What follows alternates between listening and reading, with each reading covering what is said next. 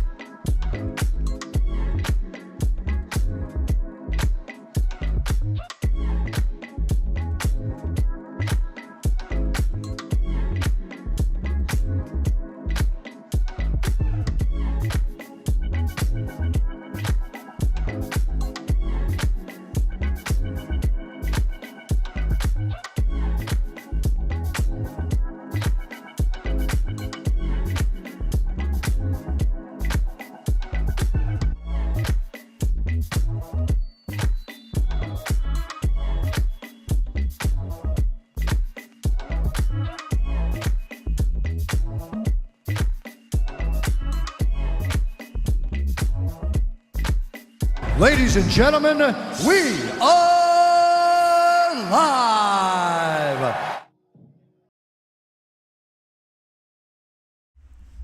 Oh, I gotta turn on my light. Hang on.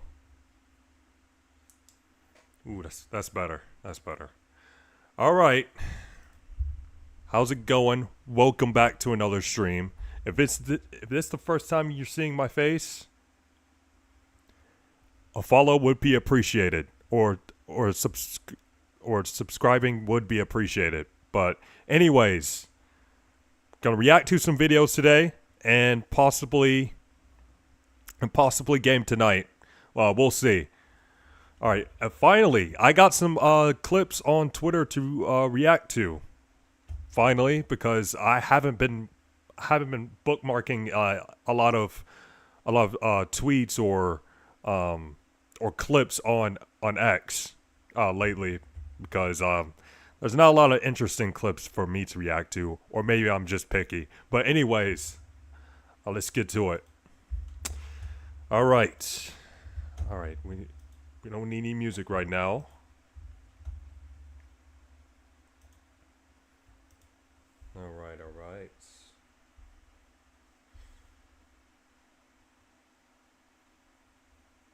All right.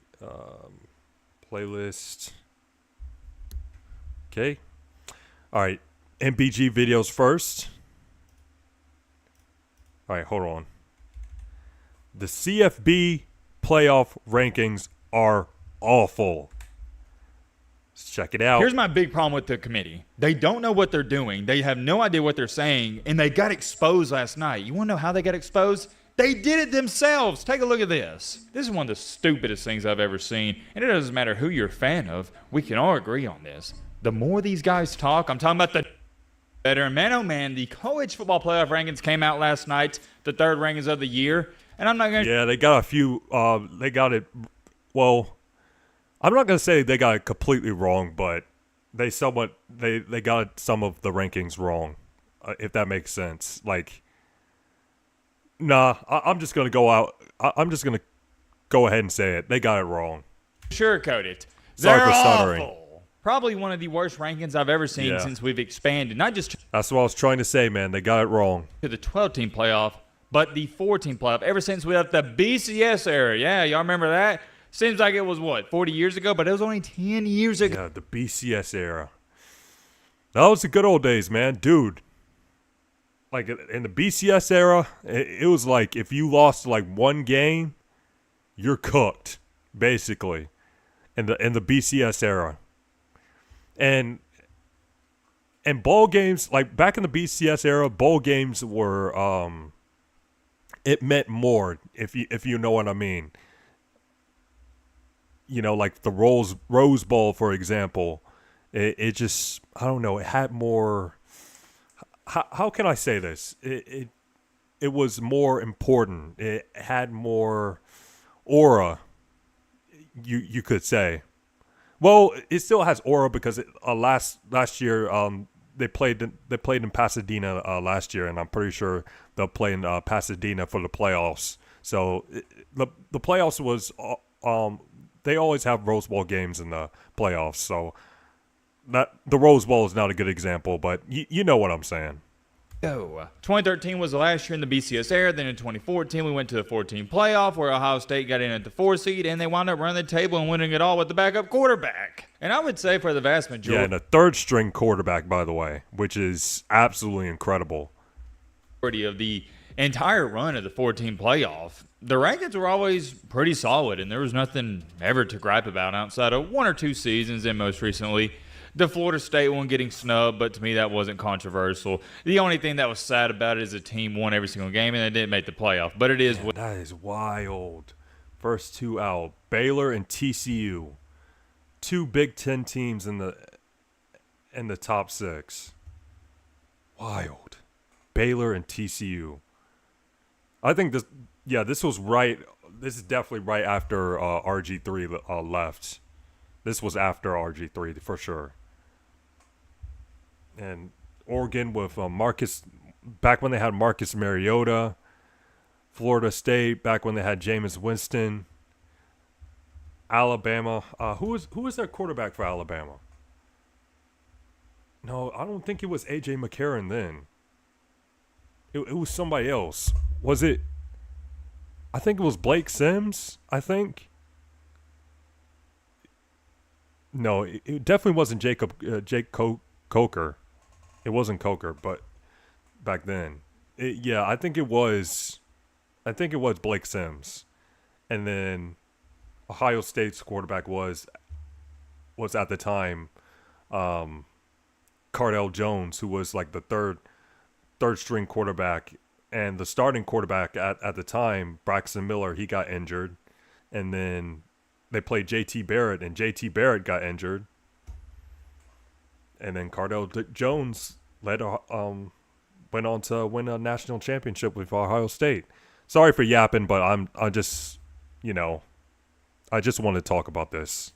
it is. Well, now here we are. Fast forward time into our current date. The 12-team playoff, it hasn't been going so smooth. Last night, there was many things to look forward to, but I think the one thing everybody was wanting to see was how far Alabama was going to drop. But not only that, where's Texas going to go? Is there a chance they sneak in with 3 losses if they upset Texas A&M? What about Oklahoma? What about Notre Dame? What about Oregon? We all knew what the top 6 was going to be. With Alabama dropping a game, you're going to have your teams like Georgia, Texas Tech, and Ole Miss going up a spot. But it was 7 through, I'd say, 15, really, that has a lot of people scratching their heads, including myself. If you didn't see my live reaction to it, Yeah, I made a TikTok about this situation. Oregon is above Alabama, Notre Dame, and Oklahoma. That is diabolical. It really is. I know they have a better record than those 3 teams below them, but Oklahoma's played better competition and won. They beat Alabama in Alabama, and Alabama has 4 ranked wins, and Notre Dame, I'm pretty sure they have a ranked win too. Wait, didn't they beat USC? I think they did. Did they beat USC?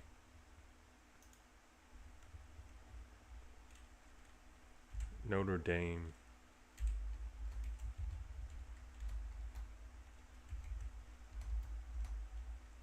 Notre Dame football. Versus USC. Yeah, they did beat the Trojans. The rankings last night. The video's on the channel. Feel free to check it out for yourself, but I'll go over it once again. And oh yeah, by the way, I looked at the comment section in that video. Stop calling me a supervillain. Lex Luthor is crazy. Y'all gotta chill. And I'm not even reading off some I've other seen comments. that comment. Lex Luthor. That is crazy. He did look like Lex Luthor in that quarters zip sweater. Because y'all are wilding out. Anyways, getting back on track here, me personally, I had Alabama ranked at number 9 in the MBG poll, aka my rankings, and I did have Notre Dame ahead of them myself. My biggest gripe with the committee isn't the Alabama-Notre Dame thing, which we'll get to in just a second, a little foreshadowing. It's the Oregon one. Let me say this again. I have Alabama at 9. I don't think Oregon should be ahead of Alabama, but I especially don't think they should be ahead of Oklahoma and Notre Dame. What are we doing? I've said it a million times. I'm going to say it again. What has Oregon done? Nothing. They don't have a ranked win. Fun fact of the day. Oregon does not have a ranked win. Let that sink in. I already know all your Timothys and Bobbies are going to say, well, Matt, they just beat Iowa. Buddy, Iowa's not ranked. That's not a ranked win. They were ranked when they play them, but not anymore. And that's how you got to view it. So currently, as to where it stands, the best thing on Oregon's resume, no lie, no joke, I wish I could make this up, is you lost to Indiana by 10 at home. That's the best thing on your resume. A double-digit loss. I want you to listen to this. I wound up quote tweeting this. I'm reading it off word for word.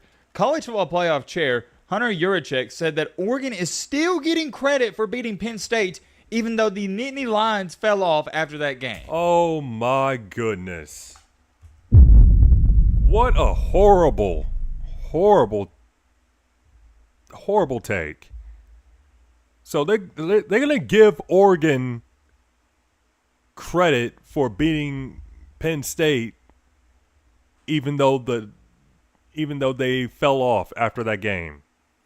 Even though they're like 3-5 right now. Or I don't know what their record is, but it's pretty bad. You know, Penn State sucks right now. That is one of the that's stupid. I'm sorry, it really is dumb. So that's gonna put them above Alabama, Notre Dame, and Oklahoma. That win against Penn State. That was weeks ago, and Penn State fell off after that. Joke. What? Whoa. So they are treating that Penn State win like it's valuable, and they're saying, oh, well, Penn State was a top 25 team. They were really good until Oregon beat them.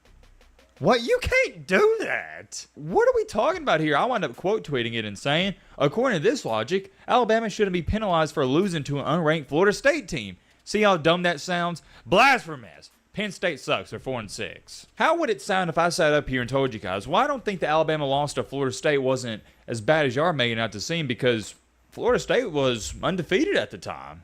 You'd sit there and go, Matt, you're an idiot. Dude, they're barely going to make a bowl game. Same thing I'm saying with Penn State. What do you mean Oregon's getting credit for beating a team that is 4-6? I can't even get upset about that. I can't even scream, go on a rant or tangent. It's blasphemous. That's the only thing I know to say. Heck, I'll throw out another one for you. Man. Actually, this is a great example. That'd be the equivalent of saying, and I should say, well, Alabama should be getting credit for beating Wisconsin because Wisconsin was undefeated when Alabama beat them. And what is Wisconsin now? Something like 4-6, 3-7? Same thing. We're not giving credit to Alabama for beating an undefeated Wisconsin team who was reeling on all cylinders before they went into Bryant-Denny Stadium. So why in the world are we giving Oregon credit for beating Penn State? They suck. And everybody's saying what I'm saying, just scrolling through the comments. So Vanderbilt, I presume, should get credit for beating number 10 LSU, number 11 South Carolina, number 15 Missouri. Yeah, same logic. Every single one of these comments is people saying their favorite team should also be getting credit for beating a ranked team who is now no longer ranked. And I agree with you. It is a great rebuttal. Here is what Hunter Yurachek had to say. Well, let's read this off word for word because I don't want to take anything out of context. Good evening. Thank you for joining us. We had significant discussion of the teams 7 through 10. Quite candidly, all grouped there together, comparing Oregon, Oklahoma, Notre Dame, and Alabama and the resumes of those teams. Oregon, while their strength of schedule metric may not be as strong as in Oklahoma, we felt like they're a very strong team on both sides of the ball, offensively and defensively. They rank in the top 10 in most of the statistical categories that we use in comparison to other teams. They had a really big win at Iowa. Oh yeah, beating unranked Iowa. Sorry to tell you, Iowa's a big... yeah. Really big win, huh? Really big win against unranked Iowa, who is not like Iowa. That's not a good team. Yeah, sure. Really big win. 2 weeks ago, Iowa was ranked in our top 25 previously. Well, they no longer are. They won at Penn State. I know Penn State is not the same Penn State we expected them to be this year. Still, it's a very challenging place to play. Don't even get me started. Don't even get me started. Chill out, Matt. As evidenced by Indiana having to have a last-second touchdown to win there a couple weeks ago. So since Indiana struggled at Penn State, we're saying it's a tough place to play at. Okay, they're 4-6, you nerd. There was a significant discussion about that.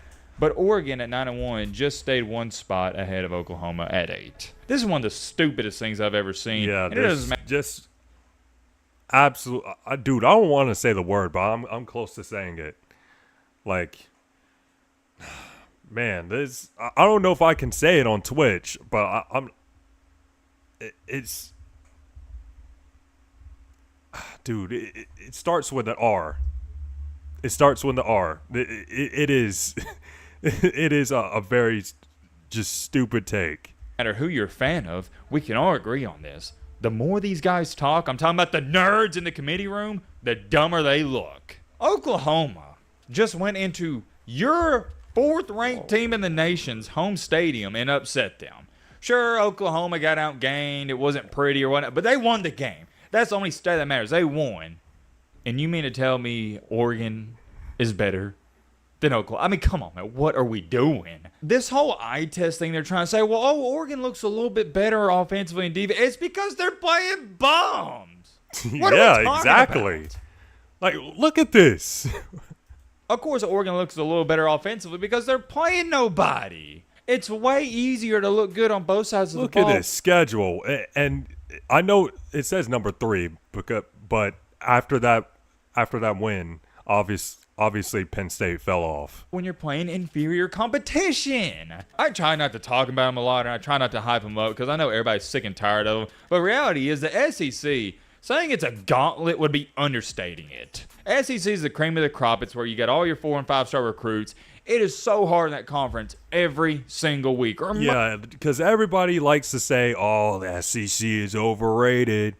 SEC is not that good. You know, some of these Big 10 teams or Big 12 teams are better or would beat those SEC teams. The only Big Ten team that would beat the best SEC teams is Ohio State, and pretty much nobody else right now. And Big 12, I don't even know any Big 12 teams. I don't think Texas Tech or BYU would beat a team like Alabama, or even though Alabama hasn't been that great recently, I still don't think they'll beat Alabama. They won't beat who else? I don't think BYU would beat Vanderbilt. I don't think Texas Tech they would beat Texas A&M or Georgia. They definitely wouldn't beat Georgia. Like come on, dude. SEC, it's the best, and it's been the best for years. Big Ten fans, they want to get a little arrogant because they won the title for the past 2 years. But come on, it's the truth. SEC has been the best conference for years and years. Most weeks. Whereas you got Oregon playing teams like Oklahoma State, Northwestern, Oregon State, Penn State, Rutgers, Wisconsin. Give garbage me a break. Teams. I'll even say the Iowa game's challenging. Outside of that, I mean, they are playing cupcakes. And you can't even say I'm lying. Alabama has played Wisconsin twice the past 2 years and beat them like a drum. So I'm going to say this one more time. Of course, Oregon looks a little bit better against these sucky teams. games. So there's my Oregon rant, and the committee just made themselves look dumb trying to explain why they And have. you know what would be a good analogy? It's like saying, let's say a boxer, right? He's a good boxer. He's good, but he's beaten nothing. He's knocked out and beaten nothing but tomato cans and never fought an elite fighter. And that's like saying that boxer is the best boxer in the world, even though he has not beaten any elite fighters. That doesn't make any sense to say that boxer is the best in the world. Oregon rank where they do. Let's get into this Notre Dame Alabama thing. I saw a lot of people expecting Alabama to be ranked number 9, Notre Dame at 10. Both teams have 2 losses. There's great arguments for both of them. There really is. I'll start on with this. In my rankings, you see them right here. I'll pop them up on the screen for you just to give you a quick reminder and refresher. I have Alabama at 9 and Notre Dame at 7. Let me explain this before we go any further. Context is key. Does Alabama have a way, and I mean a way better resume than the Notre Dame Fighting Irish? Yes, they do. It is not even close. Resume for resume, Alabama, much better. They have 4 top 25 wins and the best win in all college football. They beat Georgia at Georgia, and Georgia's looking like one of the best teams in the nation. But, and I have a ginormous, enormously large, big but, Notre Dame looks like the much better football team to me. And when they look like the much better football team, I'm going to give them the edge. I can respect Notre Dame a little bit more than Oregon because they beat a top 15 USC team by double digits. Oregon doesn't even have a ranked win. And not only that, you want to say, well, Matt, we beat Iowa. It took a walk-off field goal to beat Iowa, and you went into 2 overtimes with a sorry and sucky Penn State team. And that's my dilemma with Oregon. It'd be different if they were creaming everybody. They're not creaming everybody. They're struggling. But Notre Dame on the flip side, no. My brother in Christ, they are creaming. I'm talking in all caps, creaming their competition. It is blowout after blowout after blowout after blowout. Their closest game after their 2 losses was the 10-point win against USC. And why did they lose to Texas A&M, who is an undefeated team, 11 on the SEC? Because Tyler Buchner couldn't field the extra point snap. He gets that down, you're going into overtime. And granted, maybe they still lose the game, but point being, you lost to an undefeated 11-0 team in the SEC by 1 point at home. I'm not going to hold that against you too much. The Miami loss is a little bit worse than it did at the beginning of the year, but still, not a bad one. I know it's not impressive, but Notre Dame does have 1 ranked win, and they're just blowing out everybody. So that is why, for me personally, I like Notre Dame more than Alabama. Let me throw this out there. If by the end of the year, Notre Dame doesn't have a ranked win, let's say, hypothetically speaking, USC falls out of the top 25, I'm going to have Alabama ahead of Notre Dame because to me, resumes have to matter. But as long as you have 1 top 25 win, I'm cool with it. And it's not even a top 25 win. I think USC's 15, so it's a top 15 win. So I am giving the edge to Notre Dame there, and the committee wound up doing the same thing. However, it was for different reasons. Here's my big problem with the committee. They don't know what they're doing. They have no idea what they're saying, and they got exposed last night. You want to know how they got exposed? They did it themselves. Take a look at this. College Football Playoff Chairman Hunter Yurachek on a conference call in part explaining Bama versus Notre Dame, and I quote, Florida State was up in that game 24-7, and they held Alabama to less than 100 yards rushing in that. Really, that was a sign of some of the struggles Alabama was going to have rushing the ball. In other terms, he is saying, that's why we gave Notre Dame the edge over Bama because they were struggling to run the ball against a Florida State team, which is fine.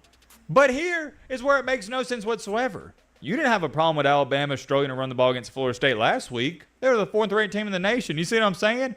It changed in 1 week, and the Florida State game has been over. It's long gone. Yeah, that was. You see how that was months ago. Why bring up the Florida State loss? That Bama loss to Florida State was months ago, or weeks ago, months ago. This looks, and here's the best part about all of this. It's the beauty of it. You can't even say, well, oh, Matt's a Bama fan. Of course he thinks Alabama. Nope, I don't. I think Notre Dame should be ranked ahead of Alabama. But it's not for these reasons. These are stupid. You mean to tell me the difference maker in Alabama and Notre Dame for you is the rushing yards in a week 1 game? Well, why was Alabama ranked as high as they were last week? Riddle that to me. You know what this is, guys? Nothing more, nothing less than the committee trying to justify their terrible actions. And you want to know what's really going on here? They don't want to have Notre Dame on the bubble. You know why? because then they'd have to use the head-to-head argument of Notre Dame and Miami. And if you chose Notre Dame over Miami, oh my gosh, it'd be a crap show. Because although we probably can all agree on this, Notre Dame is a better football team than Miami, you got to value the head-to-head, don't you? And the committee doesn't want to do that. They want Notre Dame in this playoff. I've been telling y'all since week 2, go back and look at the channel. Y'all know this. I've been preaching to you. Notre Dame's making this playoff whether we like it or not. Take a look at this. He continued to go on and say, you go back and look at Alabama's game at South Carolina where they scored 2 touchdowns late to win that game. The next game against LSU where they won both of those but didn't rush the ball for 100 yards. Again, against Oklahoma, was not able to move the ball on the ground. Terrible logic. Oklahoma wasn't able to move the ball against Alabama on the ground. What are we doing? And it goes back to this. You had Alabama ranked at 4 last week, so don't even try to sit up here and act like you value Alabama not being able to run the ball too much because it didn't matter last week. How are you going to tell me it matters since they lost, but it didn't matter because it won? Riddle me that in the comment section, please. Let's make a long story short, though. With this committee, it has been proven they don't give a crap about your strength of schedule. They don't even care who you beat. It's all about who you lost. It's pathetic. Like, it's just a pathetic way of ranking college, doing the college football rankings. Like, strength of schedule should matter. Who you beat should matter. Like, why is a team that is ranked, a team that has no ranked wins at all, like played absolutely nobody, is ranked above a team who has multiple ranked wins? Makes zero sense to me.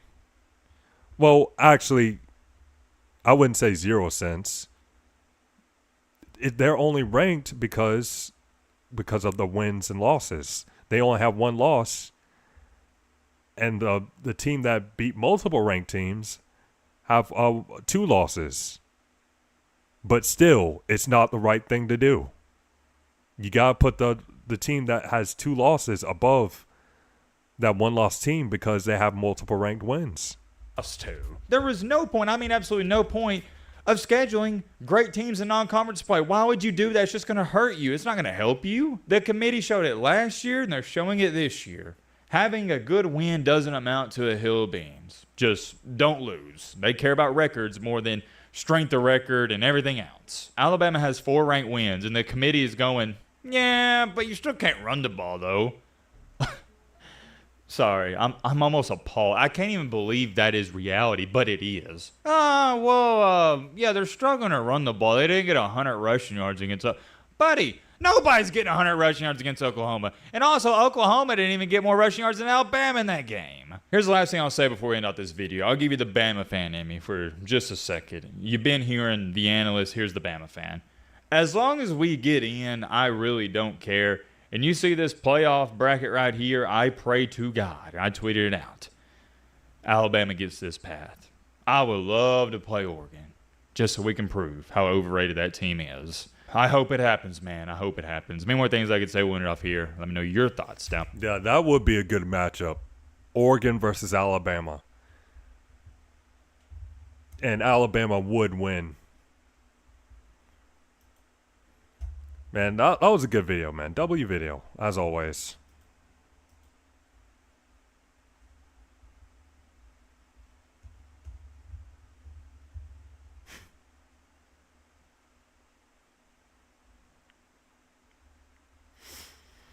All right. UFC 322 was on paper. Okay. Islam entered GOAT status in the most boring way possible. By the fighting business, let's go. So why am I disappointed? Don't get me wrong, history did happen. We watched Islam Makhachev bully around another victim and collect yet another belt like he's grocery shopping or something. But if I'm being honest, that main event was kind of boring. The co-main with Valentina and Zhang, extremely one-sided. But maybe this is just what it feels like to witness domination. You know, not the most exciting title fight you'll ever see, but let me tell you what, complete dominance. Depending on what we do next with him and what's going on, this guy's headed toward GOAT talk. Meanwhile, earlier in the night, absolute chaos. Back-to-back knockouts, chins cracked. Talk. Meanwhile, earlier And I couldn't believe Bo Nickel got that KO.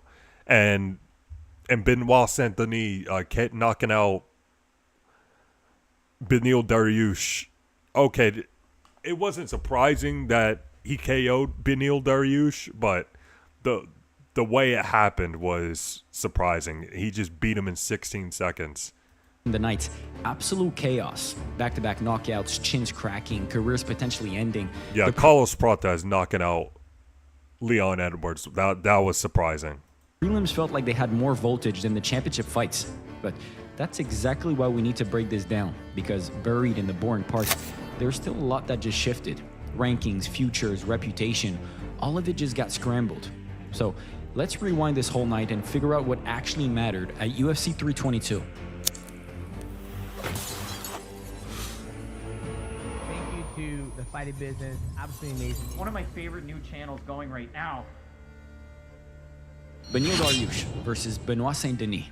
Let's start with Beneil Dariush, because honestly, we need to have a tough conversation here. Before I do though, I gotta let you know, Yibuku just came out with some heat. They came out with a Makachev % at Czech, a career eulogy disguised as a fight. BSD came out and just erased him. One punched in the middle of the chaos. That's all it took. And look, let's be real for a second here. Dariush has been a killer for years. You see, the guy's a problem on the ground, solid everywhere, been knocking on the door of a title shot forever, but that chin, it's gone. Like physically relocated to another dimension. Watching that knockout, you realize it's not even about BSD being some superhuman power puncher. It's about Dariush's body just giving up on him. The lights look like it went out before he even hit the canvas. And that's the scary part, because at this level, once your chin cracks, it doesn't come back. It's not like cardio where you can train it back. It's over. You become a ticking time bomb every time you step in there. That was a nasty Soldier. knockout. What did I say? So Dariush comes out and tries to have a striking battle with him, and he's gonna get bingo because that BSD can bang. That could be Dariush's last ever fight, lad. And now, the sad reality is Dariush is probably done at the top level. It's brutal to say, but this sport doesn't care about your feelings. Your body tells the truth whether you want it or not. Because this version we just saw can't hang anymore. Not with these level of fighting. Yep, sport can love you, but, I mean, excuse me, that's not how the saying goes. You can love the sport, but sometimes it won't love you back. Leon Edwards versus Carlos Prates. This one hurts to watch if you're a Leon fan. Crazy how the fighting game always finds a way to connect on itself. I mean, listen, this is MMA and knockout happens, but oftentimes the story just seems too poetic, like the whole storyline was written in advance. Rocky didn't even start the fight that poorly. He wanted to grapple early and had some decent control time, but as soon as he tried to exchange with Prates, the worst happened.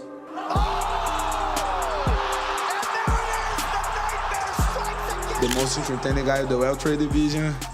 I talk with Dana. Where's my title shot? You know, of course, you know, we have the rank. I know I have some guys front of me on the rank, but it's business, you know, it's entertainment. Like I said, I bring the kind of entertainment people like to see. 30 minutes, go back to the octagon and face off the champ. Listen, Prates is dangerous, super dangerous. On the feet, he's a problem for anybody. Power is legit, but here's the thing nobody's talking about.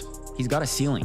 And that ceiling is shaped someone like Islam Makhachev, because all that knockout power means nothing when you're on your back and can't get back up.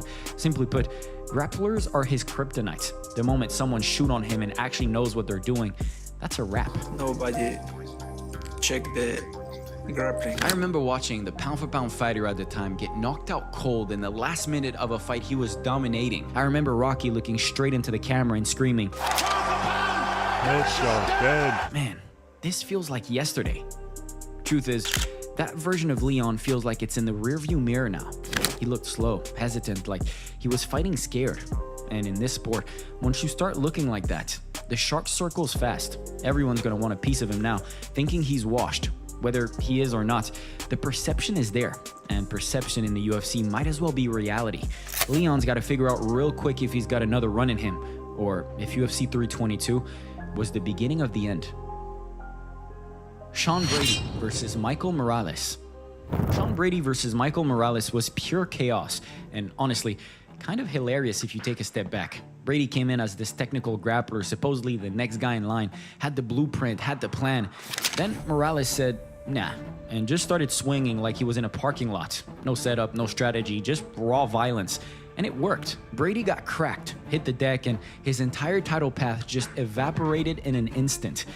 But let's be real. Brady's knockout resistance is questionable. He had we saw it. Spider-Man mask. Bilal saw it, Morales saw it, and now the entire welterweight division saw it. And in the UFC, I mean, it makes sense because... Wait, hold on. It makes sense because his last name is Morales, to be fair. Morales saw it, and now the entire welterweight division saw it. And in the UFC, once that get exposed, you're cooked.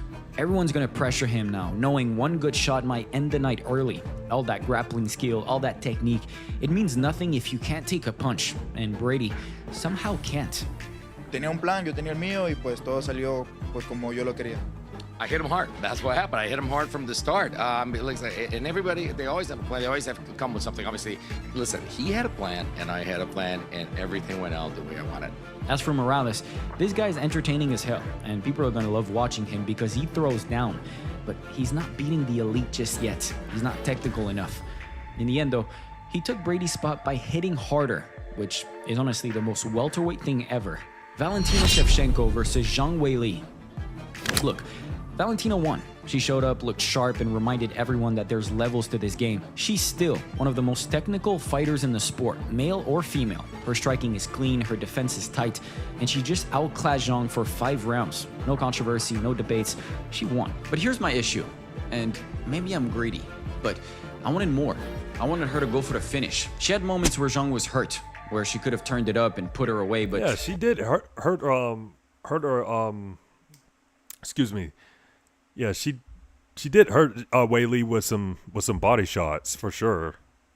She just didn't. Yeah, she did stayed hurt safe, some body stayed shots. technical, and hurt yeah, with some body that wins shots. round. But man, the killer instinct felt missing. It was amazing fight. I was not thinking about how I wanna finish it, something like that. But I knew for sure that I wanna win this fight. Maybe she's just being smart, preserving herself, not taking unnecessary risk.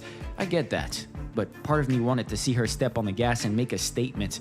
Even so, Zhang was game. She always is. But she was just too small. Young lady is someone who falls and she gets up and she never gives up. Well, it was a valiant effort tonight. You are one of the greatest. Every time she tried to get her offense going, Shevchenko was already 2 steps ahead. It was a clinic, but it was a calm clinic. Let me show you how this works kind of performance, not a let me end you performance.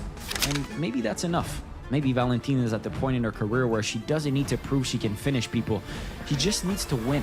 But the fan in me wanted fireworks, and we got a technical masterclass instead. Still impressive, just not explosive. Islam Makhachev versus Jack Della Maddalena. This was supposed to be the moment. Islam moving up, going for double champ status, facing a bigger striker with incredible takedown defense in JDM. The story was perfect. Islam Makhachev has been bred for this moment, and he's been in these kind of big moments before. Remember, this is a super fight going down at Madison Square Garden, and this is Jack Della Maddalena's first title defense. In reality, though, I think I fell asleep a few times. Makhachev just laying in half guard here. Makhachev still in half Oh guard. man, this dude. Oh my goodness. Oh man, I seen on X he got canceled. Man, he's just been getting a lot of hate, especially now I'm not supporting what he's been saying, but apparently they brought up an old clip of him, talking about Chito Vera's, well, his chat talking about, not just talking about him, about her. They were making jokes about Chito Vera's daughter, and also, him crashing out about Islam winning. Yeah. Oh yeah, and one more thing. He ended the podcast with Demetrius Johnson. He had a podcast with Demetrius Johnson, and now he's not making any more podcast episodes anymore with Demetrius Johnson. On top, still in half guard on top. Another minute goes by of Makhachev in half guard on top. Let me be clear. Islam won. decisively, and absolutely deserves to be in the GOAT conversation. What he's doing is historic, dominating lightweight, moving up a weight class, taking the belt from bigger and dangerous opponents. That's legendary stuff. Do we all agree Islam's not higher on the GOAT list than Khabib? The resume just speaks for itself. The legacy is being cemented, but the fight itself was kinda boring. And a huge part of that is on Jack. His performance was shockingly poor. Like, where was the guy we've been watching destroy 18 guys in a row? The knockout artist, the pressure fighter, the dude who out-grabbed where was the boxing? Bilal Muhammad. JDM looked like he was waiting for something to happen instead of making it happen. And against a guy like Islam, you can't do that. You can't give him space to think, to set traps, to implement his game. You have to make it ugly, make it a fight, force him into chaos. Jack did none of that. Islam just controlled the pace, controlled the distance, and made it his kind of fight. He didn't have to work that hard because Jack let him cruise. There were moments where it looked like Jack wanted to explode, where you could see him thinking about letting his hands go. What we have seen, Sam, look up your face, alright? Put some hands on his gun, you ain't touched him yet.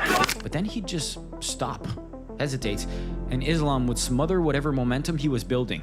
It was smart from Islam. Absolutely, but it made for a fight that never really caught fire. The grappling exchanges were fine, but nothing crazy. Islam's top control is suffocating, we know that, but Jack wasn't giving him much to work with. There were no dramatic scrambles, no desperate submission attempts, no moments where you felt like someone was about to get finished. It was just Islam slowly, methodically taking rounds while Jack tried to figure out a puzzle he clearly didn't have the answer to. And that's the thing, Islam's probably the best in the world at making you look average. That's his superpower. He doesn't blow you out, he just makes you ineffective, makes you slow, and by the time you realize what's happening, you've already lost 3 rounds and the fight's basically over. That's exactly what happened to Jack.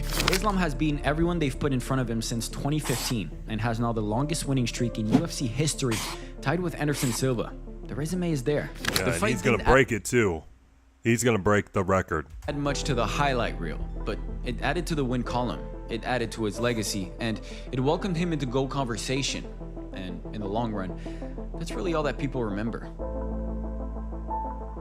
Islam has done everything you can ask a fighter to do.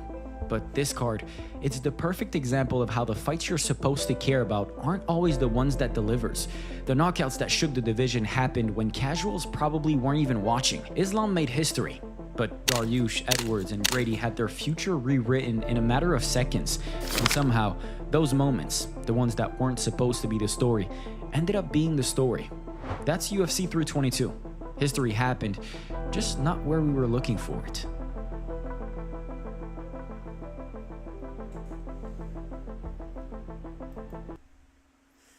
W video.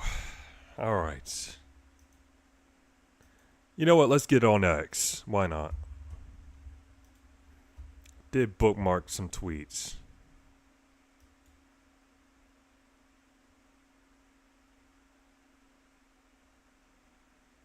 Wait. Hold on. The whole streamer awards going on?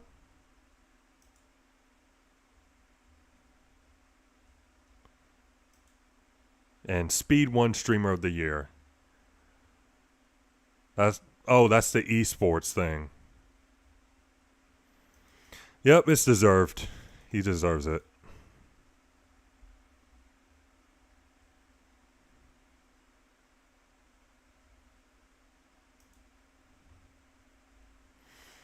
All right.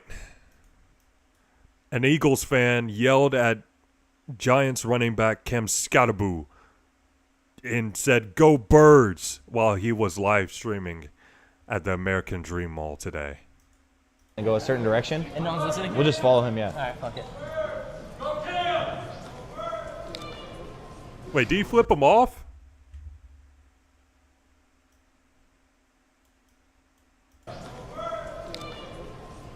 You probably flipped him off. Wow. I just don't understand. Like, you see me in public and you say "Go Birds," it just makes no sense. I mean, Cam Skattebo and the Giants did beat the Eagles this year. They did beat them.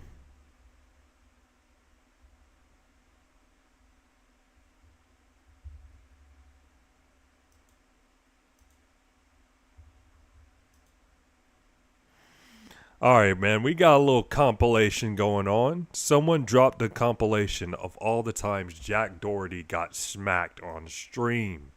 Dude, I remember this one. I think this was all the way back in 2023. This is Prime, by the way, one of Aiden's best friends on the group SSB. What's he been doing lately? Has he been streaming?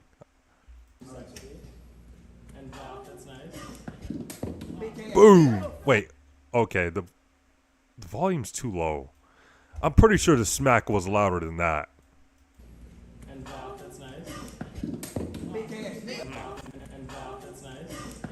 Boom!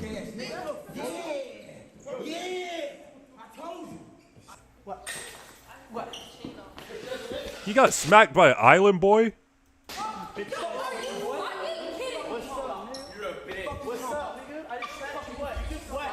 Shake hands first. Y'all gotta shake hands. I mean, that's fine. We're cool.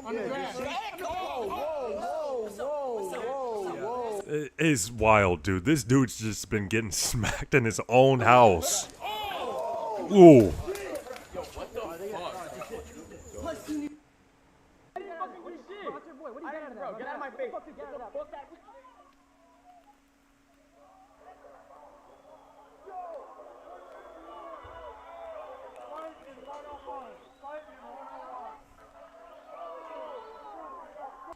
What'd I say? You got a stupid shirt on over there. Yeah. Your kids can't read, though.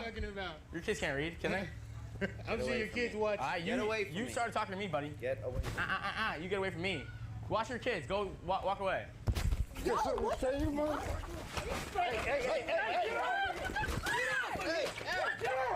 McKinley, back up. What the fuck's your problem? No.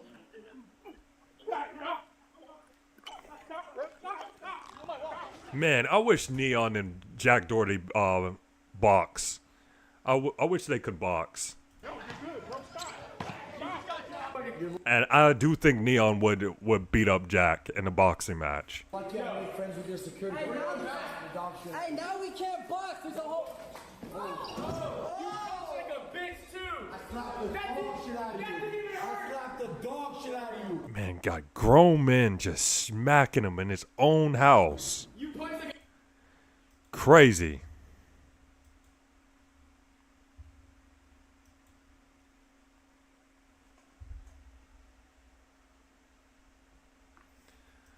All right. Ravens quarterback Lamar Jackson told his teammates to shut off Marlon Humphrey's Instagram Live on the plane after the W.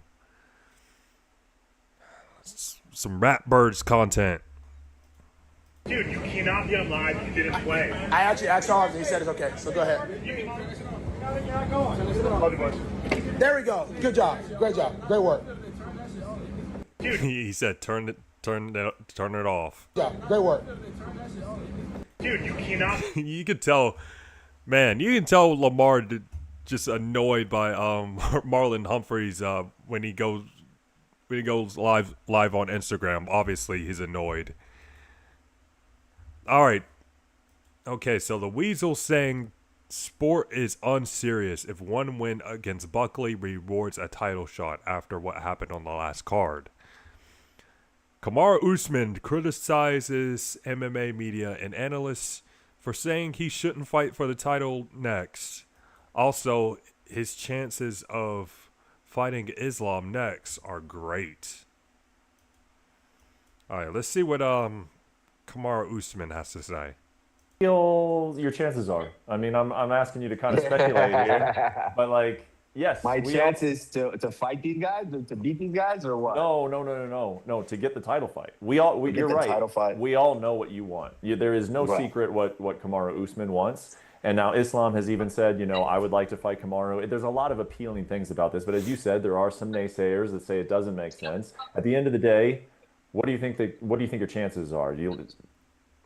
Well, here's the big thing is I've been seeing some of these podcast guys or so-called sport MMA analysts or fake analysts or whatever that never were in this sport, never fought in this sport, and just Oh, run. here we And these go. were the same guys that were going, oh, Usman's washed up, Joaquin Buckley's gonna just take care of him, and all these things. And they don't know anything about this sport. Listen, if given the opportunity, I'm going to try to maximize it and go out there and do what I feel that I'm capable of doing. It was the same situation when I was fighting Tyron Woodley. It's like, no, you shouldn't be next. You shouldn't do this. You shouldn't do that. It is what it is. I went out there and fought, and I did my job. You know, and these same naysayers are saying, oh, Alexa Grasso is like. I mean, look.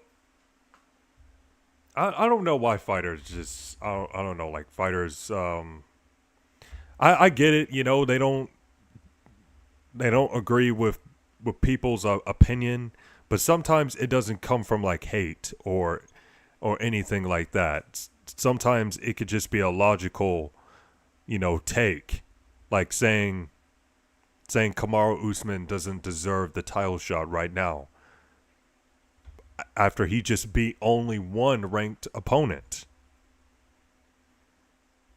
He only beat one, which is Joaquin Buckley. And before that, he lost like what? Three fights in a row?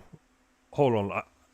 I'm trying to remember. He lost to Leon Edwards, and he lost his belt to Leon Edwards. Then fought Leon again and lost to Leon again. And then fought Khamzat Chimaev, lost to him. And then beat Joaquin Buckley. And then get a title shot? Sorry, Usman, but you got to do more than that. No, down the list, she shouldn't be fighting for the title because she wasn't the next #1 contender. Guess what? She went out there and won the title. You know, so it is what it is. And look at that, Jack Della wasn't supposed to fight for the title, but when given that opportunity, he went out there and he maximized it and did what he had to do. So I don't care what these people have to say. For me, as far as what I feel about the chances, I think the chances are great. I mean, just like you and I just discussed, the time would be now to fight for the title. Man, dude, honestly, he could. Honestly, I wouldn't be surprised if Usman just gets the title shot because of his name. Because he is one of the greatest welterweights of all time. I wouldn't be surprised if he gets to fight Islam next. But he shouldn't get the title shot just not yet. Not yet. I think he should beat one more contender to at least one more to get a title shot. That makes sense. It makes sense. Because I personally I believe that fighters should beat a couple of contenders, then get the title shot. But that's just me.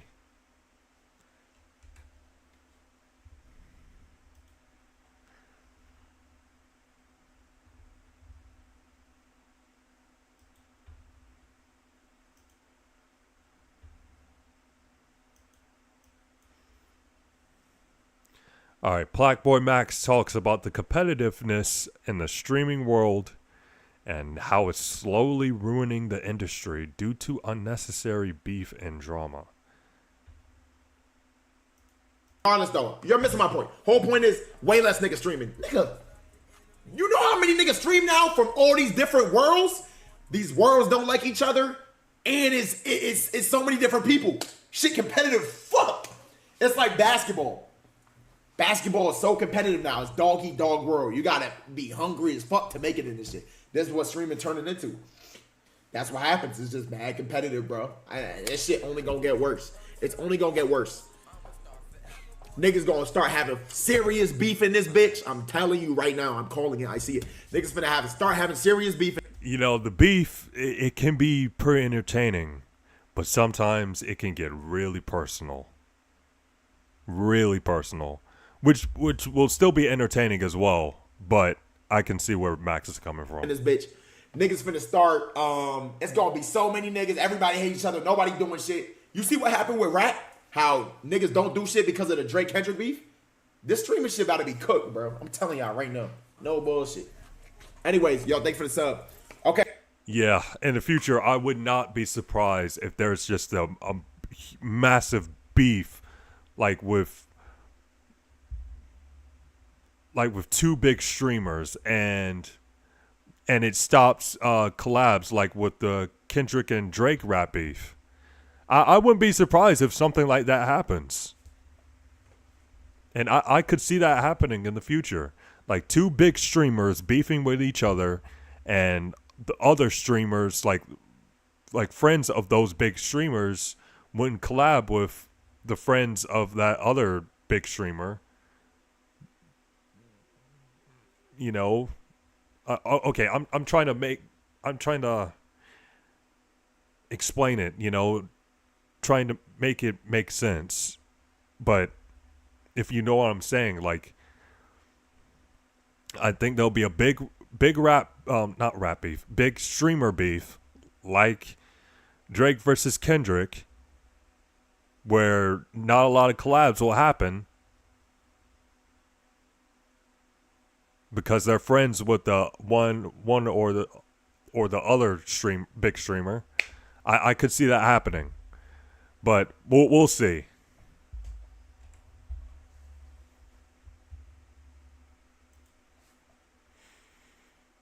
Okay, son was hiding in his father's truck and then jump scared him while he was driving.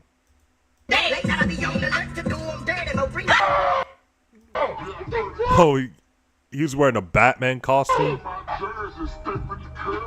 No way, he passed out! What? He passed out while his son is in the truck. Oh, this is not good. Okay, he got up in time, thank God.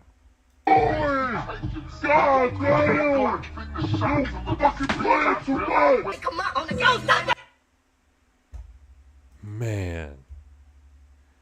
That was a crazy that he literally passed out.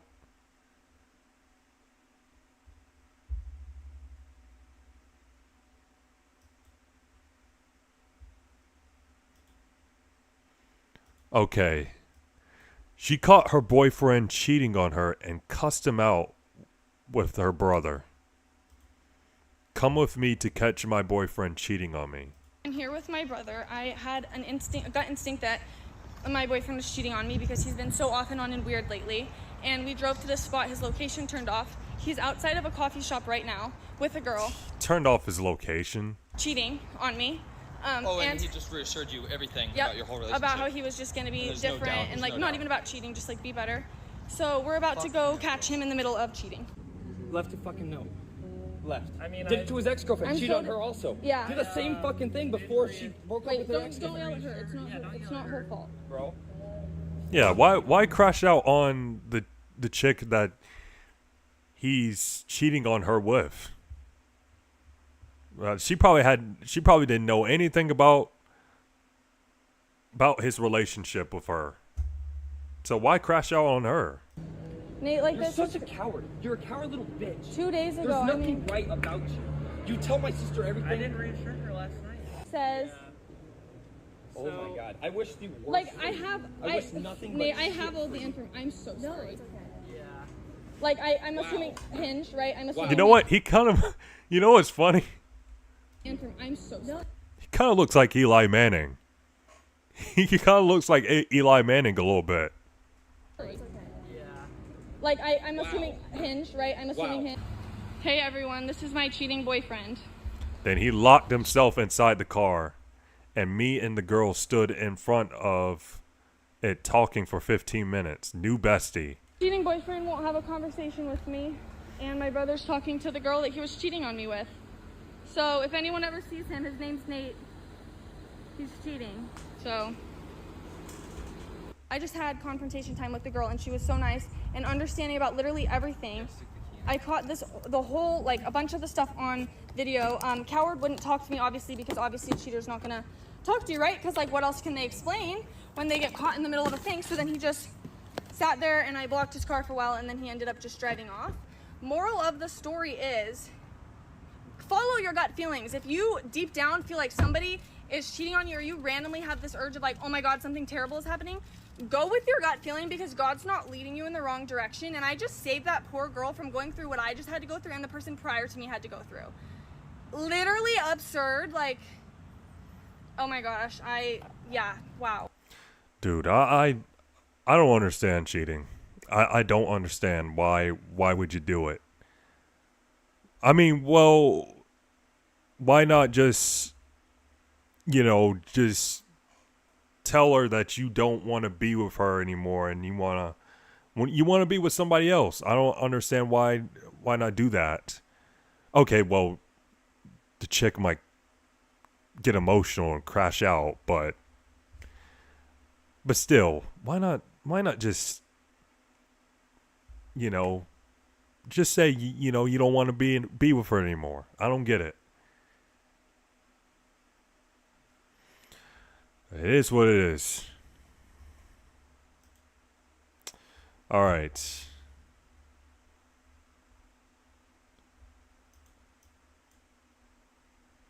All right, point of view. Point of view. You're chopped. You got a boyfriend? Yeah. Your boyfriend? Oh, okay. Excuse me? I had thought you was pretty. I was wondering if I can get you on Instagram. No? Damn. At least they were nice about it. What the fuck? I mean, well, yeah. At least they didn't just crash out and just say that person's chopped. Excuse me? Excuse me? Hey, approaching at the gym? Oh, man. She got scared. She got jump scared. Yeah, excuse me? Excuse me? Ignored him. Oh my God. Excuse me? No? Okay. No. Hey, excuse me? Yeah. I ain't gonna lie, I thought you were very pretty. Thank you. Can I get your Instagram? Fuck no. Damn. What the fuck? Excuse me? I thought you were very pretty, and I thought that I could get your number. No, sir. Get the fuck away from me. She said, get away from me. Oh. Excuse me? I thought you were very pretty. Can I get your... No.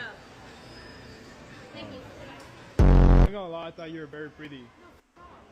What are you doing? Yeah, I would expect her to crash out.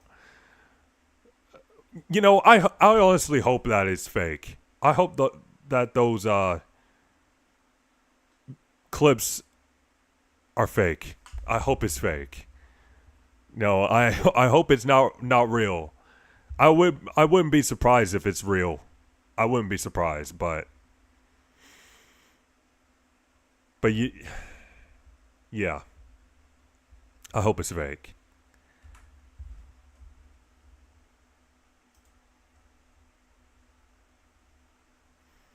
All right, wow. The legendary John Gruden begs the NFL to stop Thursday night football games. Thursday night football, man. What a treat it is. No preparation, no time to recover, no chance. Get rid of these Thursday night games. Dump them. It's not fair to the players. It's not fair to the coaches. Who goes out and tries to perform at a high level with no preparation? Dump these games. Thursday night football. You know what? I actually agree with him. Especially, as a Steelers fan, I hate seeing my Steelers play on Thursday night. I hate it. Because we just always lose. When I find out that my Steelers are playing on Thursday against against one of our division rivals, like playing against, for example, the Bengals. I'm just like, oh man, why? Why? Because I know we're gonna lose. I know my Steelers are gonna lose. They don't win games. They don't win Thursday night football games. They don't. And I wouldn't mind if the NFL actually got rid of Thursday night football games.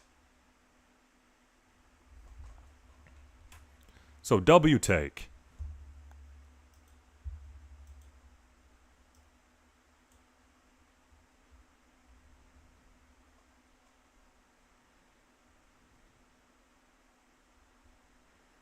Wait, no way. Marlon was confused after the official NFL TikTok account tagged Yana on a video he filmed with them, even though she wasn't in it. Hashtags? Come on, man. Oh man. Yana Why did they do that though? Why? is in the hashtag. Well, it's not the Marlon hug, okay? Stop calling it that shit, bro. I think I like when it rains. Oh, I think that's copyright music. We're gonna mute it.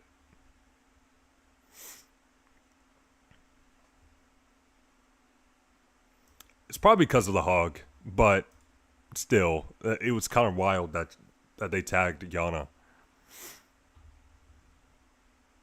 Yana hug, bro. It's a Marlon hug, bro. Alright. Calm down, bro. Everybody just calm down. Just calm down, bro. Yeah, but that's your girlfriend, Marlon. Look at Marlon, man. So inspirational.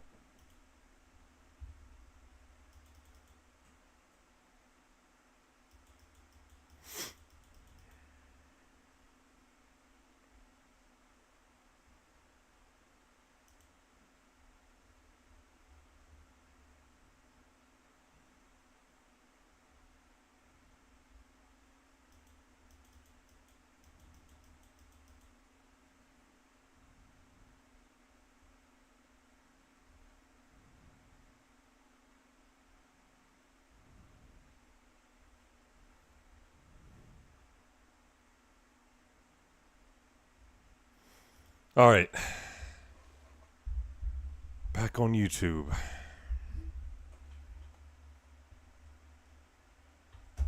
You know what? I'm actually going to game. Why not?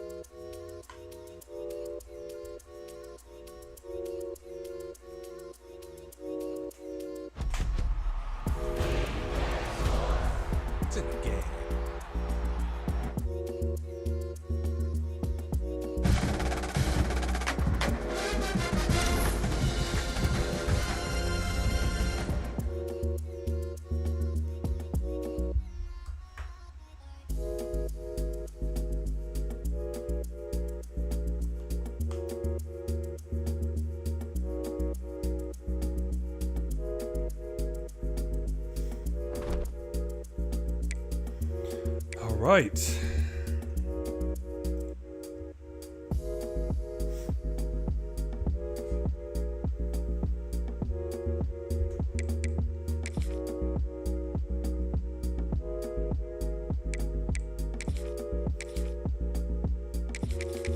All right, I played as Texas yesterday.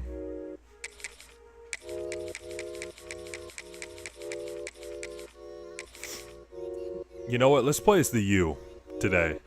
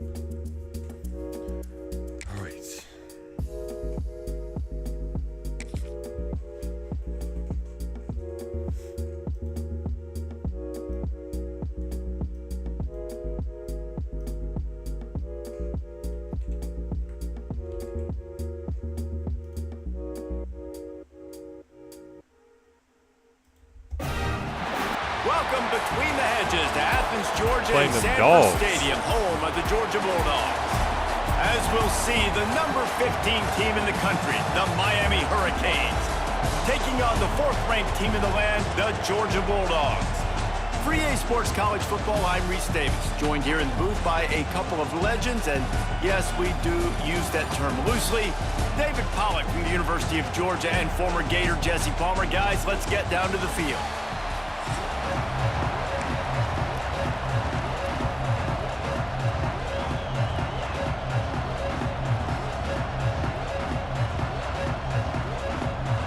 Georgia likely to kick it deep to get things started.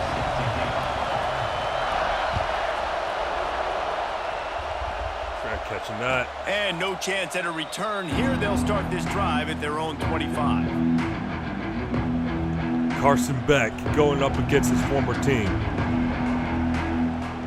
This is what we expected. This Man, wouldn't that be a fun playoff game if Miami makes it? From the gun, they'll try the middle. He's going to lose a yard on that one. It's amazing how a play by a defensive end in the backfield can really swing the momentum not only of a series but of a game sometimes. All you're trying to do is create negative plays, to get them behind the sticks a little bit, to get those sacks, to get those tackles. Ooh, that should have been intercepted. That was a terrible pass. College football up front with the defensive line, because you know once you get one of those plays, you got the offense right where you want it. The Dogs are off the leash and coming after him on 3rd down. Grabbed over the middle. It's Daniels. Got it. That one could really put this drive into high gear as they have a 1st down at the 37. And the Canes come to the line with a fresh set of downs. Hand off from the shotgun. We'll give him a couple on that 2 one. yards. 2nd and 8 coming up. You definitely want to commit to the run game. You want to establish the run game. You want the defense to honor it. But if it doesn't work a little later down the road, you might think about airing that puppy out. Fires to the tight end. Good. We got the ball out quick. Trying to pick up just a little bit at a time to get to that 1st down marker. So we got to do, man. We got to get the ball out quick. Doing a little unheralded work to set up a much better 3rd down situation. And I like the QB here, Reese. I like the decision where I understand, let's get this football out. Let's get some positive yards. And down he goes, trying to pick his way free, but I don't care. stops him behind the line. We can get this 1st down. This is an opportunity to show your offense. Probably not the smartest thing to go for, but I think we can get this 1st down. Game, still in their own territory, going for it on 4th down. And we got it. Punch it out of the air. And he's to the 48-yard line. That'll be good enough for a 1st down. I know it's not something that I would normally do, but I really believe that I could get that 1st down. You're in your own end. We're going to be aggressive, and we're not just going to do this early. We're going to do this all And I did the exact same thing that critical down. that I always And the defense complain doing a about great players job doing. committing to the run. When you commit to I the did- run like I did this, that, obviously, but- you can give up some plays in the passing game, but you got to stop the run first. Off the play fake. And the Oh, I ball comes fumbled. out. What a disastrous Okay, play. got the ball back. Well, look what I found. I'd say that's a stroke of good fortune. The offense keeps it.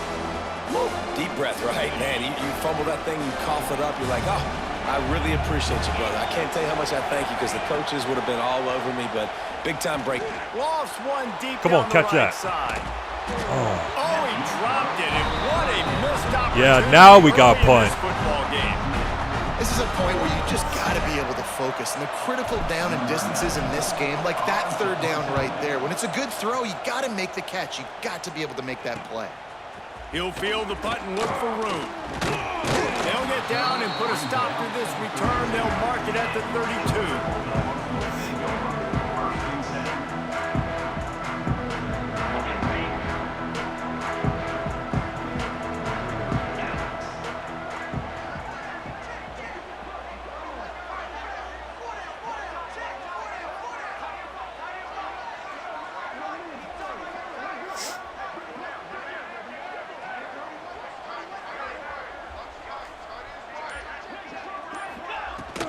From the gun, they'll try to impose Nice. their running game. Ruben Baines stopping the He is run. going nowhere. Stop at the line of scrimmage. On the run, it's Frazier. And the defense holds firm. No pickup at all on that play.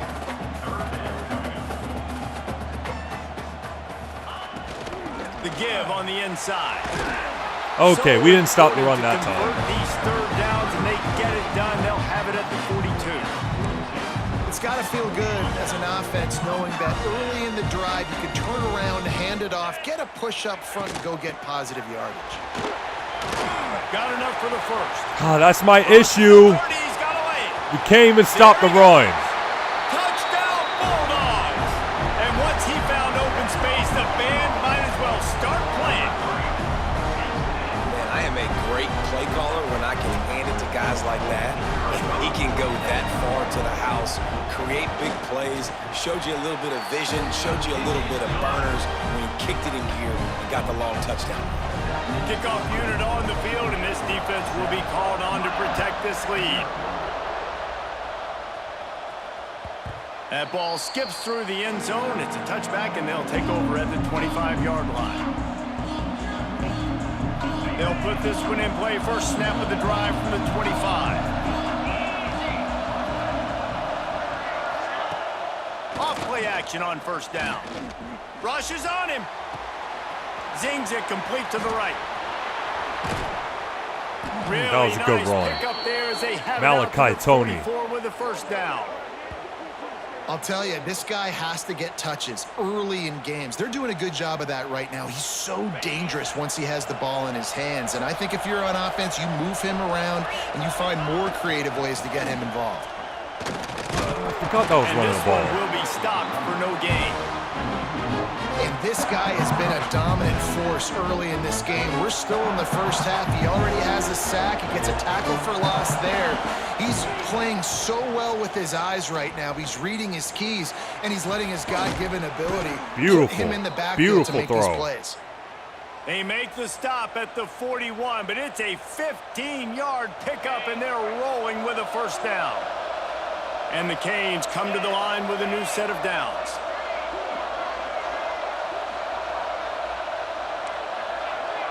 We won't. I don't think I'll be able to call a hot route. He might want another play. Here's the handoff. And a short gain here in the first quarter will come to a close.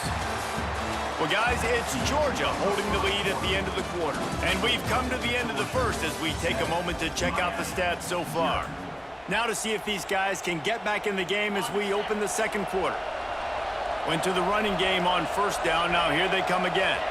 Looking for a man. It's Beck. Moves around to clear up the He's vision. so slow. But we got the first down. 26-yard line before they ride him out of bounds, and this defense is on its heels. Ball spotted at the 27. It's 1st and 10.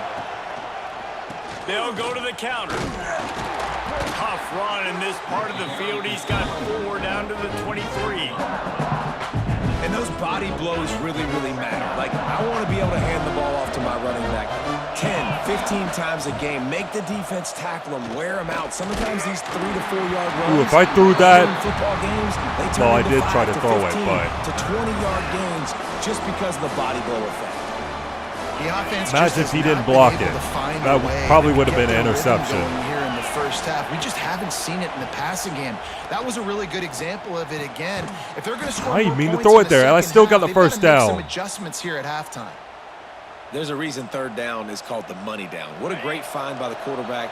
Great job finding his receiver. At the end of the game, you look at third down percentages. It tells a huge story, and it goes a long way in deciding who wins a football game. And he was fortunate not to lose yardage on that play, able to wedge it back to the line of scrimmage. Lost yardage on that last one. It's 2nd and 11. Wants to go up top. Hauls it in. They'll spot the ball at the 12 after that completion. And the Hurricanes racing to the line in the hurry up. On 3rd and long, trying to have a big completion here. Got his man on the right. They'll make the stop about 3 yards short of the first down. Come on, man. We can get that first down. We can. But he had to make 2 in order to pick up that first down. It was a nice individual effort, just not enough.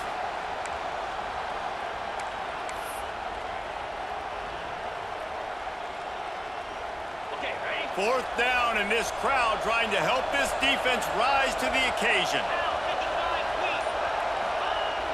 They'll run play action. No, I didn't mean to throw it there.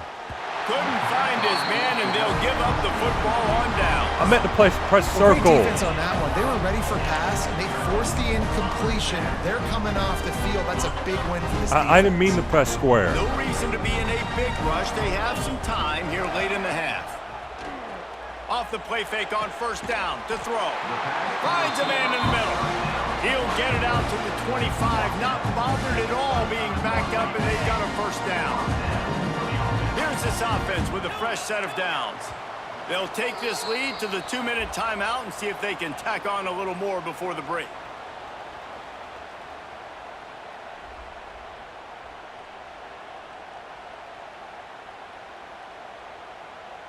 They've got it 1st and 10 from the 25.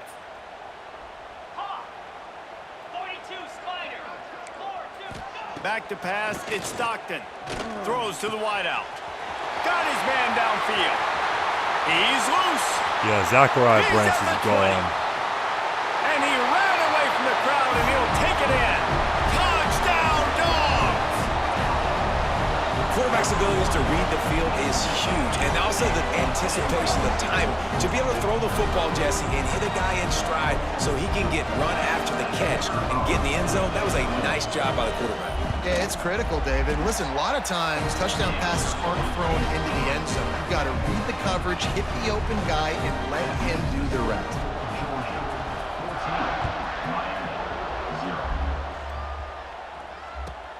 The returner will field it and bring it back. Really disciplined job by the coverage unit to get down there and make the stop at the 19. This drive will start from the 19-yard line. Looking downfield on 1st down. Catch in the middle. It's Bauman. Nice quick throw there. And it's so important for quarterbacks to be able to find a rhythm and to be comfortable and confident. You want to just get the ball out quickly, make it an accurate and easy throw. And you can tell that these two guys, they rep that play in practice all the time, and it's now showing up here on game day. It's way too early in the game to say this is a must score, but man, you've not dug make yourself stupid an mistakes. early hole, and this offense needs to capitalize. You're not getting the football after the half, so create some momentum now while you can. Got it in the middle, it's Daniels. Let's go, let's go, let's He'll go. work his way down to the 28. I know this isn't the start the offense wanted. They don't have any points so far in this game, but sometimes it just takes one explosive play to turn things around. And after that beautiful completion deep for the offense, that should give them a little confidence, a little momentum. They've now got us to be able to score points on this drive. I don't like that camera angle. There we go. Leaves it with the back. He gets nothing, and they're staying stubborn with this running game, but at some point you're going to have to change your thought process. Got stuffed on first down. It's 2nd and 10. Looking to throw, it's Beck. Unloads to the wideout. Soft spot in the middle. And he's brought down after a nice gain. And after giving up that completion, guys, I wonder if the defense is going to decide to stay in zone or maybe mix things up, a little more man coverage, maybe blitz. Nice, let's go. Hurricanes. Quick strike through the air for the score. That's exactly what this offense needed to do. You talk about answering at the right time, right before the half, close this gap, create some momentum, go into the half, put something together, try to come out with a pair on fire in the second half. And after the extra point, they've cut the lead at half, now 14-7. That scoring drive took only 6 plays. And they finish it with an 11-yard touchdown dart. They're getting set to kick it away, and that last score took a little oomph out of this crowd. He'll bring it out. It's Jones. He was looking for some running room, but not much to be found as he stopped at the 18. Oh, man, I'm not too confident in my defense, man.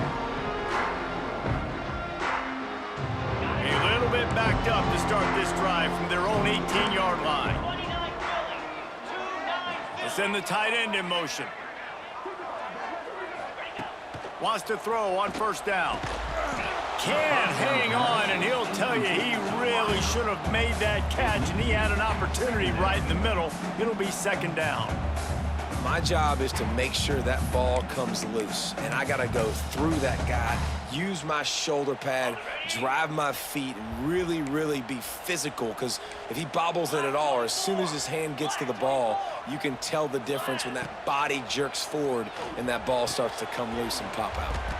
He's got him this Okay, time. that was a terrible Get formation. down to the 28-yard line. Okay, I'm not going to use that They have formation. to show some urgency here. When there's like 2 The offense receivers. will have to use its first time out of the half. That was a terrible idea. Now on first down from the 28.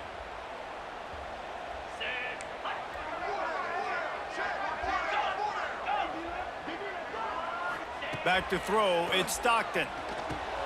He's got him. Looking for room at the 40. Great pickup as they'll keep this drive moving, and they've got it at the 45. And the Dogs will snap it on 1st and 10. Looking to throw on first down.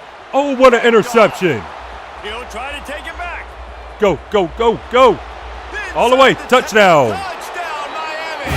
The defense gets it done with that huge interception return. And did a great job of coverage. Obviously, got to play run first as a linebacker. It's all about the U. The QB guys breaking on the football, catching it, and then from there, it's easy to just take it right to the house. And he made the extra point without problem.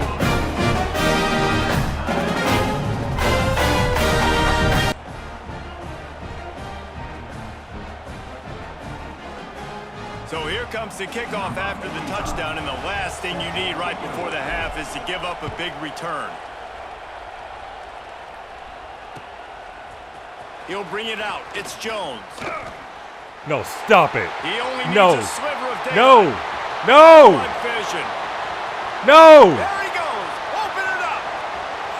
They won't get him. It's a touchdown. Well, maybe they thought if they kicked it into the end zone that he wouldn't dare bring it back. Instead, he just dared them to tackle him, and nobody could. What an explosive return. And those guys got so much speed, they ain't scared. And you could tell, takes it out, good blocking, give them a little crease, and you could see the speed. You don't put slow guys back deep. You don't see Jesse Palmer returning kicks. No, no, no, no. You see the fast guys, and you see an open space, and boom, he's gone.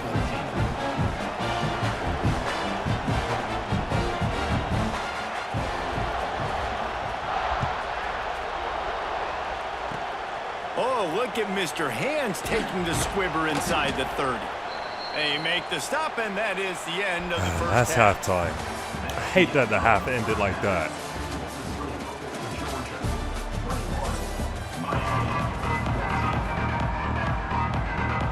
gotta kick it off. The Canes will boot it away to start the second half.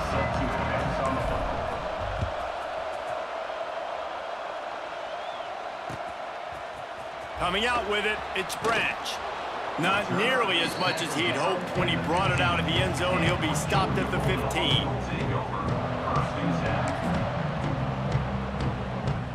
And Georgia ready to go back to work on offense.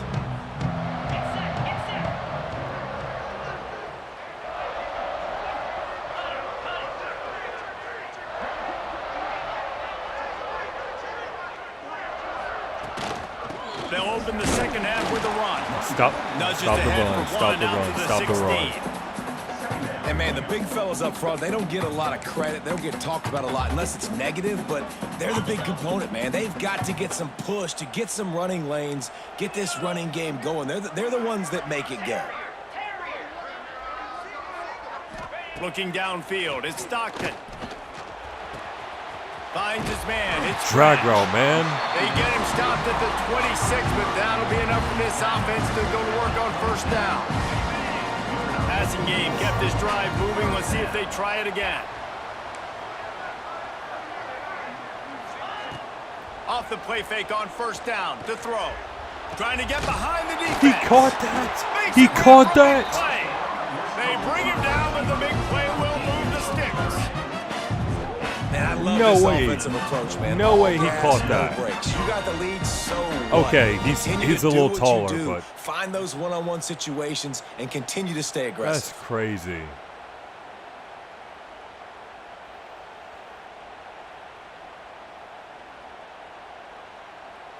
I thought for sure that was going to be a interception. They used the chunk play to cross midfield, and they've got it 1st and 10 just outside the 40. They'll run it out of the shotgun. Not much running room there thanks to this senior defender.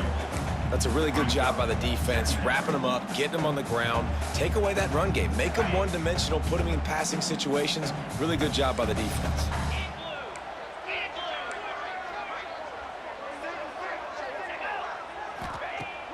Now the play fake. Fires to the wideout. And that's not the way they drew it up. It's incomplete. And that's where quarterbacks, they got to be very assertive. They got to believe what they see and really pull the trigger. But the longer they wait and they get off rhythm or off timing, a lot of times it ends up in incomplete passes. On 3rd and long, try to convert through the air. That's reeled in. It's Thomas. Just what they'd hoped for on 3rd down. I hate that got a animation. first at the 32. If it ain't broke, don't fix it. This offense had so much success in that first half, so in the We third just let quarter, him they pass come the out, first and the down quarterback marker looks with like that tackle. he's still dealing. This has been a really nice drive. That was a really nice throw. Just keep doing what you're doing if you're on offense. I like the decision by the quarterback here. Just get the ball out of your hands, get it to your playmaker. A lot of times he'll dance and make even bigger plays than he did here, but it was still a positive game. And the Bulldogs can play this second down a lot of ways with just a few yards to go. Works his way ahead for about 3 yards, stopped at the 23. Headed to the line at the 23, trying to convert this 3rd and short. They'll try to power their way ahead. They make the tackle, but he's got enough to give Georgia a first down. This shouldn't be a surprise to anybody. If you've got the lead in the 3rd quarter and you want to keep it, you got to bleed the clock. Best way to do that, run the football. And you're now seeing this offense call these run plays back to back. They are trying to be physical, and they're trying to stay on the field. Got it in the middle. It's Delp. Good throw and catch. Takes it down to the 5 as the offense tries to cash in. Seems like Well, I everything know is the a tight end did some catch. good things after the catch, but got to give the quarterback credit, too, for the location of the throw. Because he put it out in front of his big man, he was able to make the catch and accelerate, creating some distance there. Can't stop the run. Can't stop the pass. Can't stop anything. Wow, this offense, they have a lot of faith in this running back. Knowing if they get down into this area of the field, he can get it done and he can answer the bell. 2 rushing touchdowns already for this offense. Why not double the try total and go for 2?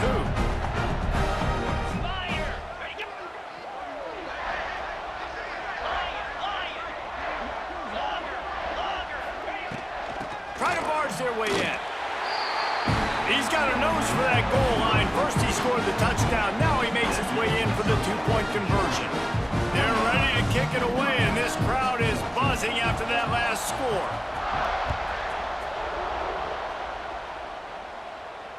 And it'll come out to the 25. No attempt at a return.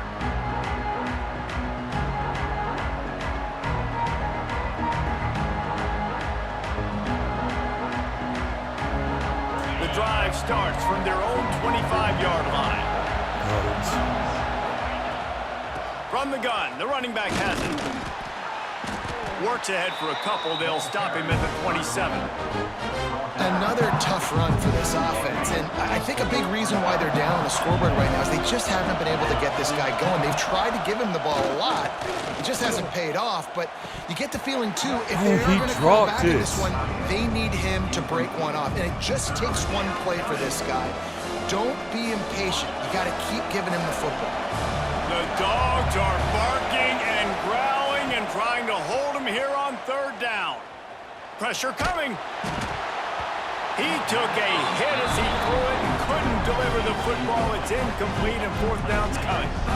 And you got to expect this offense to go for it again here on fourth down, right? Obviously trailing, we're in the second half, but we saw them try to go for it on fourth down early. Didn't have any success. They've got to dial up a better play here.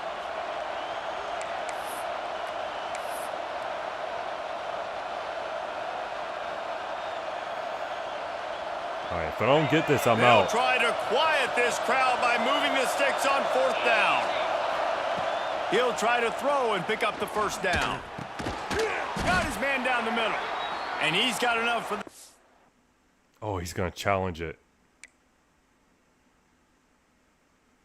I think he's going to challenge it. That was close.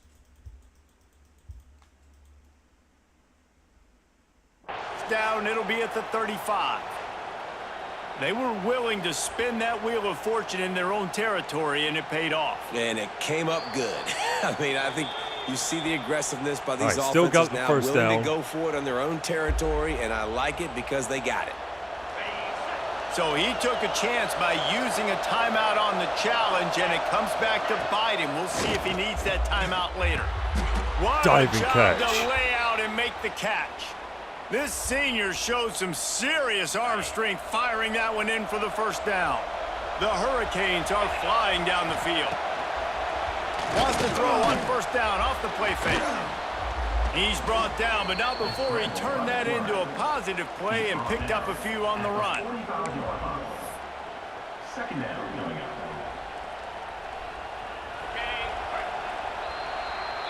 Big catches, big plays, tons of yards through three quarters for these two guys. One more period to go, and we'll see just how much fight they've got left in them. 14. It'll be second down as we open the final stanza. Oh, man, I wish I could call a hot route. He wants to change this route. The play action fake. Caught near the sticks. It's Daniels. They bring him down, but not before he's able to pick up the first down. And this offense is going to have to be aggressive, right? Down a couple possessions, got to continue to get these first downs, move quick, don't be in a hurry, but they've got to keep the accelerator down because they need some explosive plays. They'll ride him out of bounds after the good pickup spotted at the 25-yard line. And the Canes getting set on 1st and 10. From the gun, Give on the inside.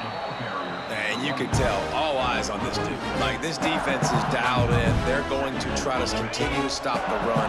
You can tell, Palmer, it's the main focus of this defense. Yeah, when we know with this offense, too, they go how this guy goes, and they've just never been able to really get him into a rhythm in this game. And you have to give the credit to the defense. They've been more Gotta physical get something at going the point here. of attack. They've had a good game plan. The offense just has not been able to counterpunch. Looking to throw, it's back. Bringing the heat. Another incompletion on 3rd down. Nice job by the defense. They're mixing up their look. They're 3rd and long in field goal range. They go zone coverage. So everybody on the back end has the eye on the quarterback, and they're able to break on the ball. Fires toward the end zone. And it's incomplete. The long pass downfield, they couldn't. Yeah, I think that's it. Because you already know he's going to score after that.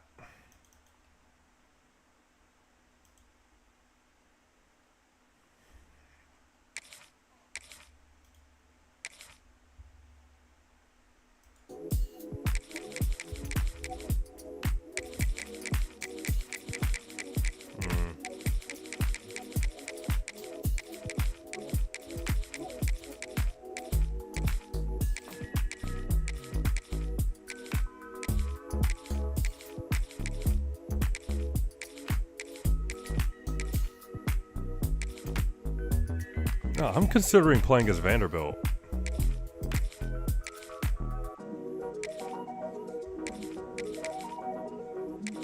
Seems like I've been playing as Texas A&M a lot, so I'm not going to use Texas A&M right now.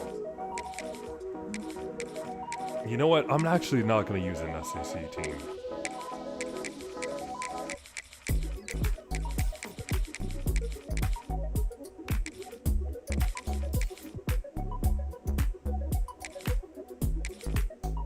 I'm going to use Oregon.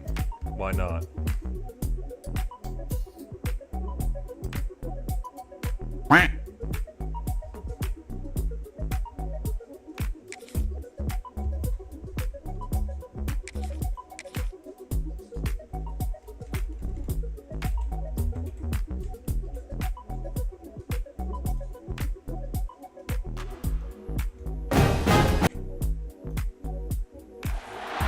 Welcome, everyone, to the home of the LSU Fighting Tigers, Baton Rouge and Tiger Stadium. As we'll see, the number 8 team in the country, the Oregon Ducks, taking on a team from the SEC, the LSU Tigers. For EA Sports College Football, Reese Davis with you alongside David Pollack and Jesse Palmer. Time to get this game started.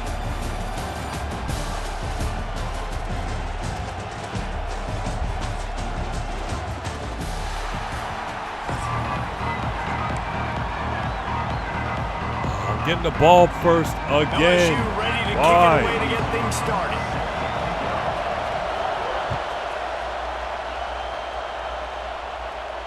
And no chance at a return here. They'll start this drive at their own 25. This place is roaring, and it's going to be so hard to operate under these conditions. The give to the back. And they didn't get it forward an inch. Defense wins the battle up front. Man, what a spectacular play by that defensive end to come up with the tackle there.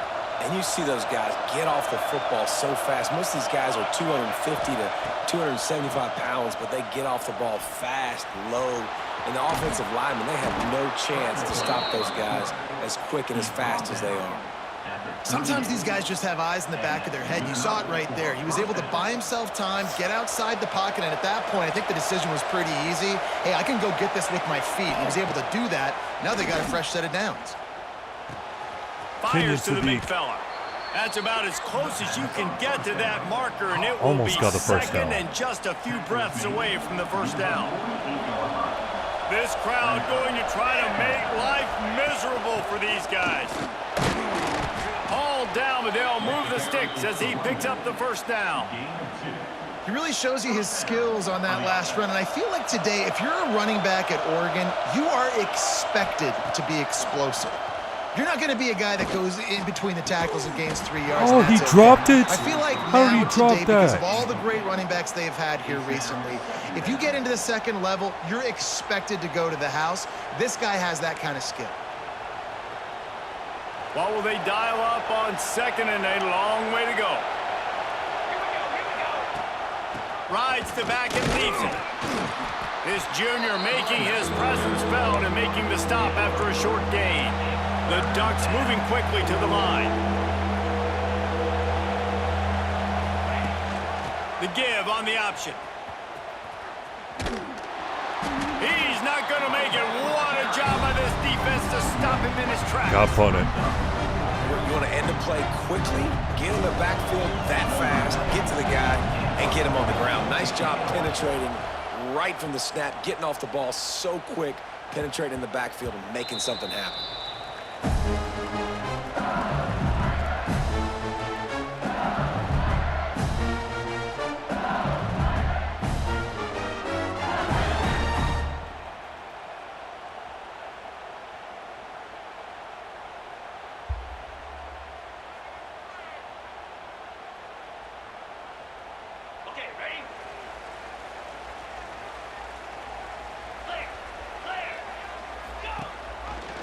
Rides the back on the option to give. And maybe he'll get back to the line of scrimmage, but no more than that. That's a fantastic play by the linebacker. He has such tremendous instincts. As soon as he sees run, he's coming downhill. He's got great speed. He gets you on the ground. That's why he's one of the best linebackers in the entire country. They knock him down after a gain of 3 to the 23. And that run really didn't go anywhere. And a lot of times we don't focus on it enough, but how important those 5 guys are up front. To get on those defensive linemen, to try to move them out of the way, to get a run game going, it squarely falls on the shoulder of those 5 offensive. Breaks into the open. That's the kind of play that can really get you going as they get it out to the 36. When you're a playmaker like this guy is, your coaches are going to dial up plays intended for you, especially on third down. That's what you saw in that last play. There was no question where the quarterback was going with that football. All week long, they decided on the biggest downs of this game, we're going to target our best player, and we're going to make sure that he gets looks. It doesn't matter what the coverage is. You saw it right there on that play. And winning first downs is a priority for a defense, and you can't get bludgeoned. You can't get physically beat at the point of attack. You know the percentage. It's usually pretty good on first down that they're going to run the football. Knew that he was going to run the ball and still didn't stop the run. Short, not a good job by this defense. That's a really nice run. One thing I love about him is he's got versatility. Reminds me of a guy I used to play against back in the day, Kevin Fogg. He could catch the ball, he could run the ball, he could block, he returned kicks. He did everything for the LSU Tigers, and this guy, he's got that ability too. So many different tools in his toolbox. And talking to the OC this week, getting this running back going was step number 1, was priority number 1. He said it makes the whole offense go. Like, he is the bell cow, he is the guy. This offense doing exactly what they set out to do on this first drive. That's such a great physical play by the defense because this is one of the bigger, more physical running backs you'll see in the country, and we're used to seeing him push the pile the other direction. Not that time. It's the big guys up front on defense getting penetration, and they're sending him back for a tackle for loss. And he just chucks it into the 4th row. Know the situation, know the game of football, right? When I start to get outside the pocket, I don't see anything there, I can throw the ball away. I don't have to take a sack, get a lost yardage play. I can just throw the ball out of bounds as long as it passes the line of scrimmage. We go on to the next. Intercepted. Big play stops the drive. And they capitalize not only on the pick, but on the great return to improve this field position. I love the defense's approach on this drive. They didn't panic. They gave up some yards, but what did they do? They forced a 3rd down, a predictable situation, played great discipline, broke on the football, and forced the big interception. Makes one man miss. You want to make play calling easy for an offensive coordinator? Run the ball like that every play. I mean, when you can run that on first down and set up a short yardage on second down, it makes play calling easy. Every single call on that. Turning it on. Makes the grab, and it's enough for the first down before he's dragged to the ground. What was that move? A great job by the QB finding the running back, getting the Did a half football where he spin can do some and damage after the catch, and most importantly, it made get him the fall. first down.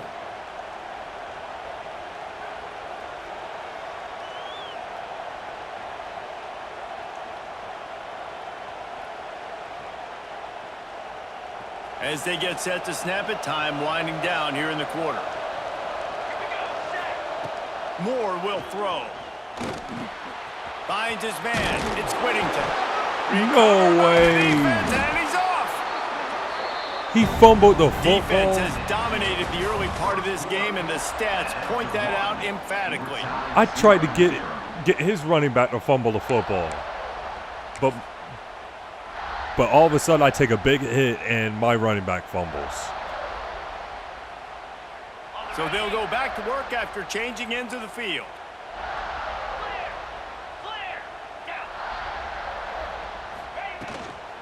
They'll run it from the gun. Got the first down. Try to get him to fumble. Gets it out to the 38-yard line after picking up 10 on that one. But my running back who says you can't run up the middle anymore, right? Everybody thinks, I got to make big plays. I got to go way out to the left, way out to the right, way out in space. Nope, right down the middle. Nice blocking. How about the running back? You can tell the speed, the wheels, does a great job getting down the field, making a huge rushing play. Lost one on that last one. It's 2nd and 11. Back to pass.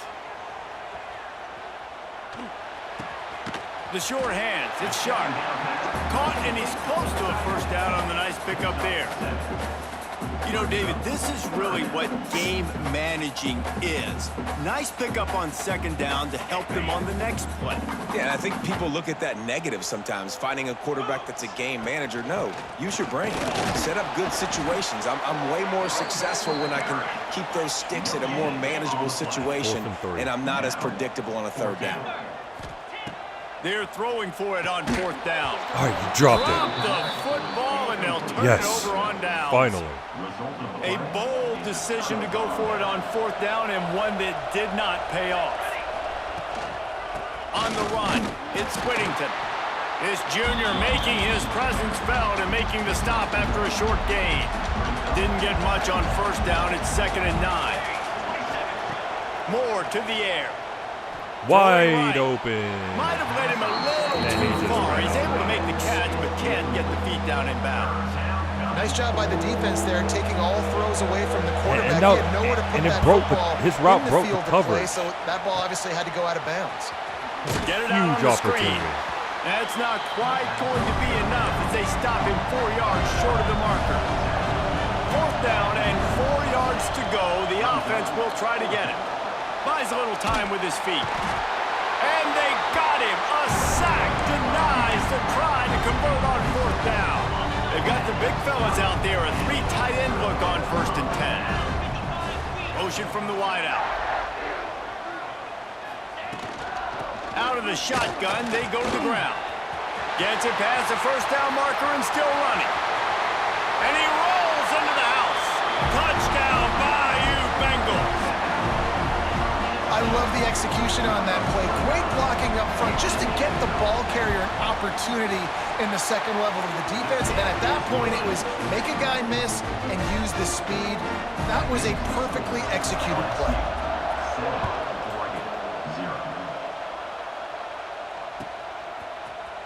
Looks like he's going to bring it out. He's brought down at the 16. Would have been much better off to take the touchback.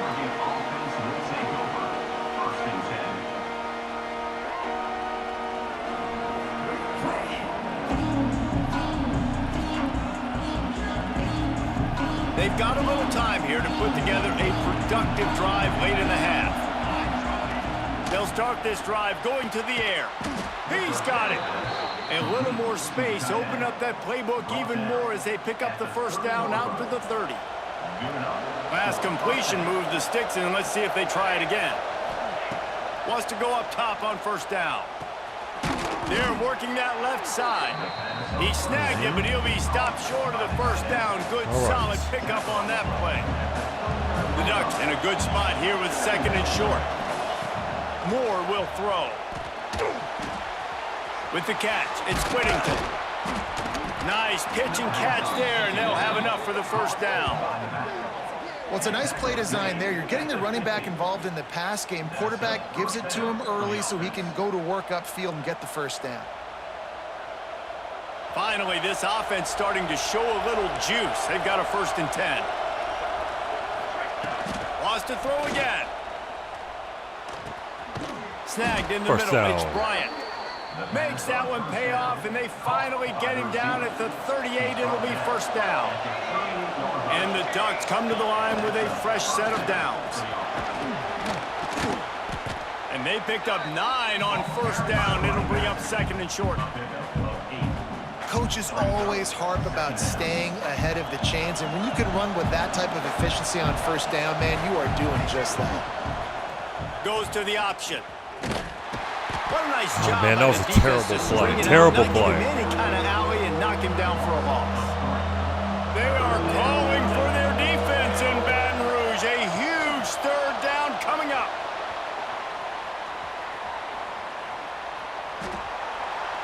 Couldn't find a man and just had to throw it away to avoid a negative play.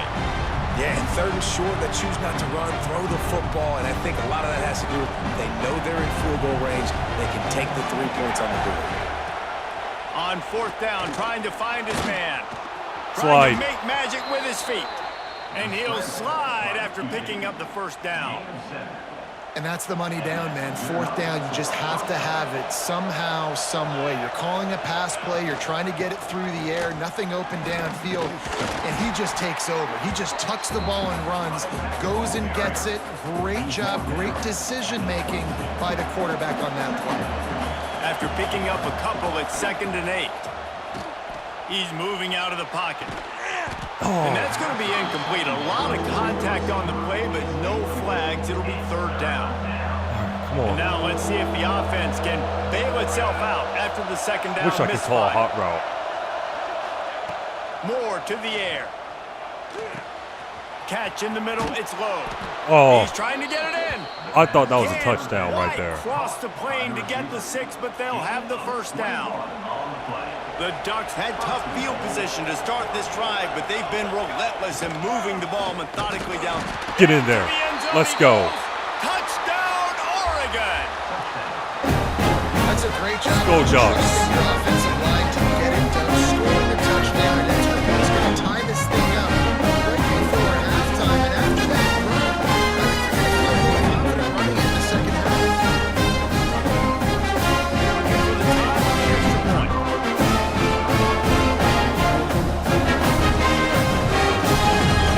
On the extra point. They put it in the end zone with a 12-play scoring drive. And they finish it off with a short plunge into the end zone. The kickoff unit is out there, and boy, did that last drive quiet this crowd.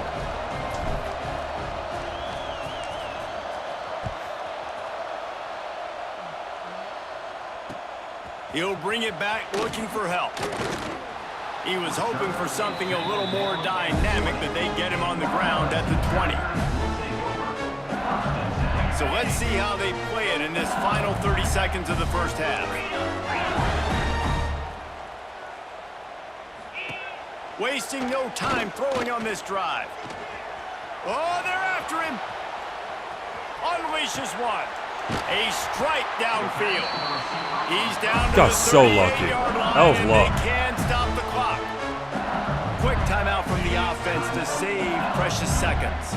Just a few seconds remaining here as they try to put something up before he'll loft one deep. Why down is the he left wide side. open? Catch inside the 25. Slippery slide. Find his way and ran away from the crowd into the end zone. Touchdown LSU. And they trust their QB to execute like they have the whole 1st half, and he delivers, and they build on this lead and build their momentum going into halftime. And it'll come out to the 25. No attempt at a return.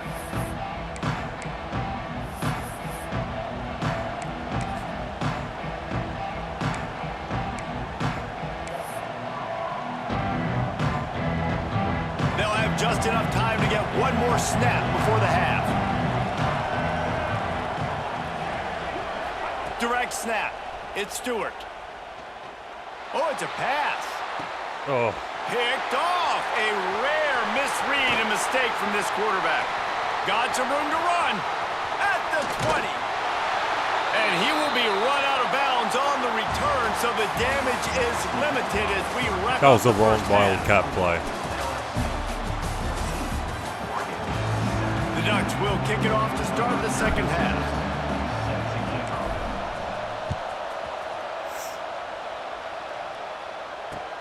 And he hauls it in, and everybody's on the edge of their seats. And the return man reaches the end of the line, and down he goes.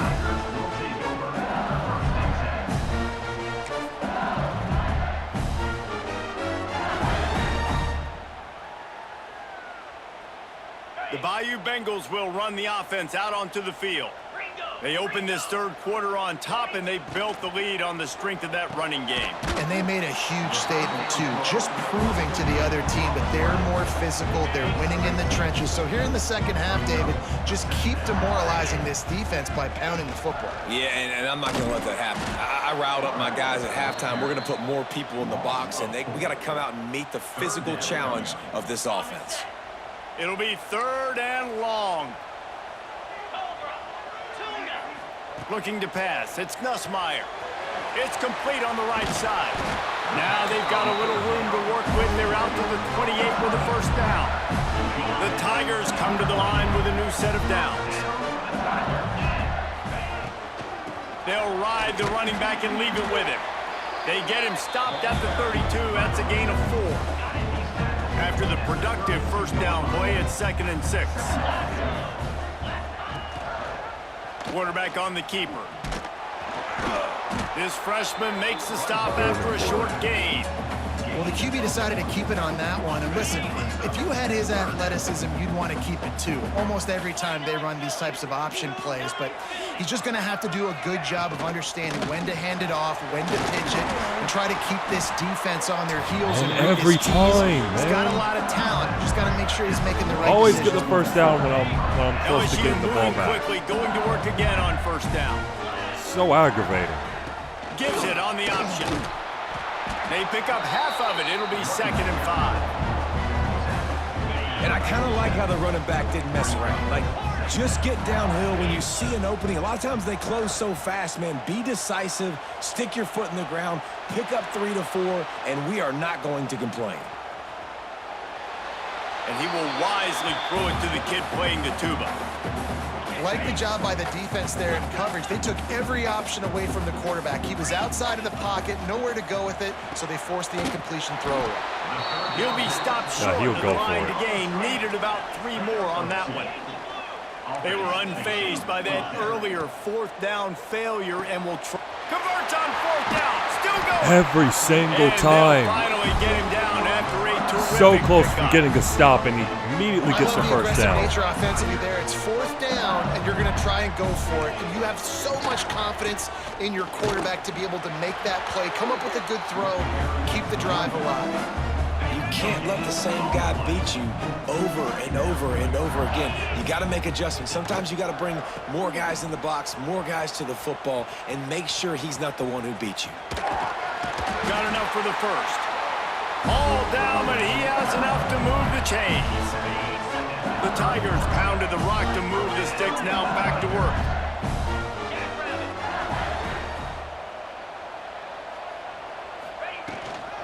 Handoff from the gun. Able to scrounge 3 yards out of that one somehow. It's 2nd and 7.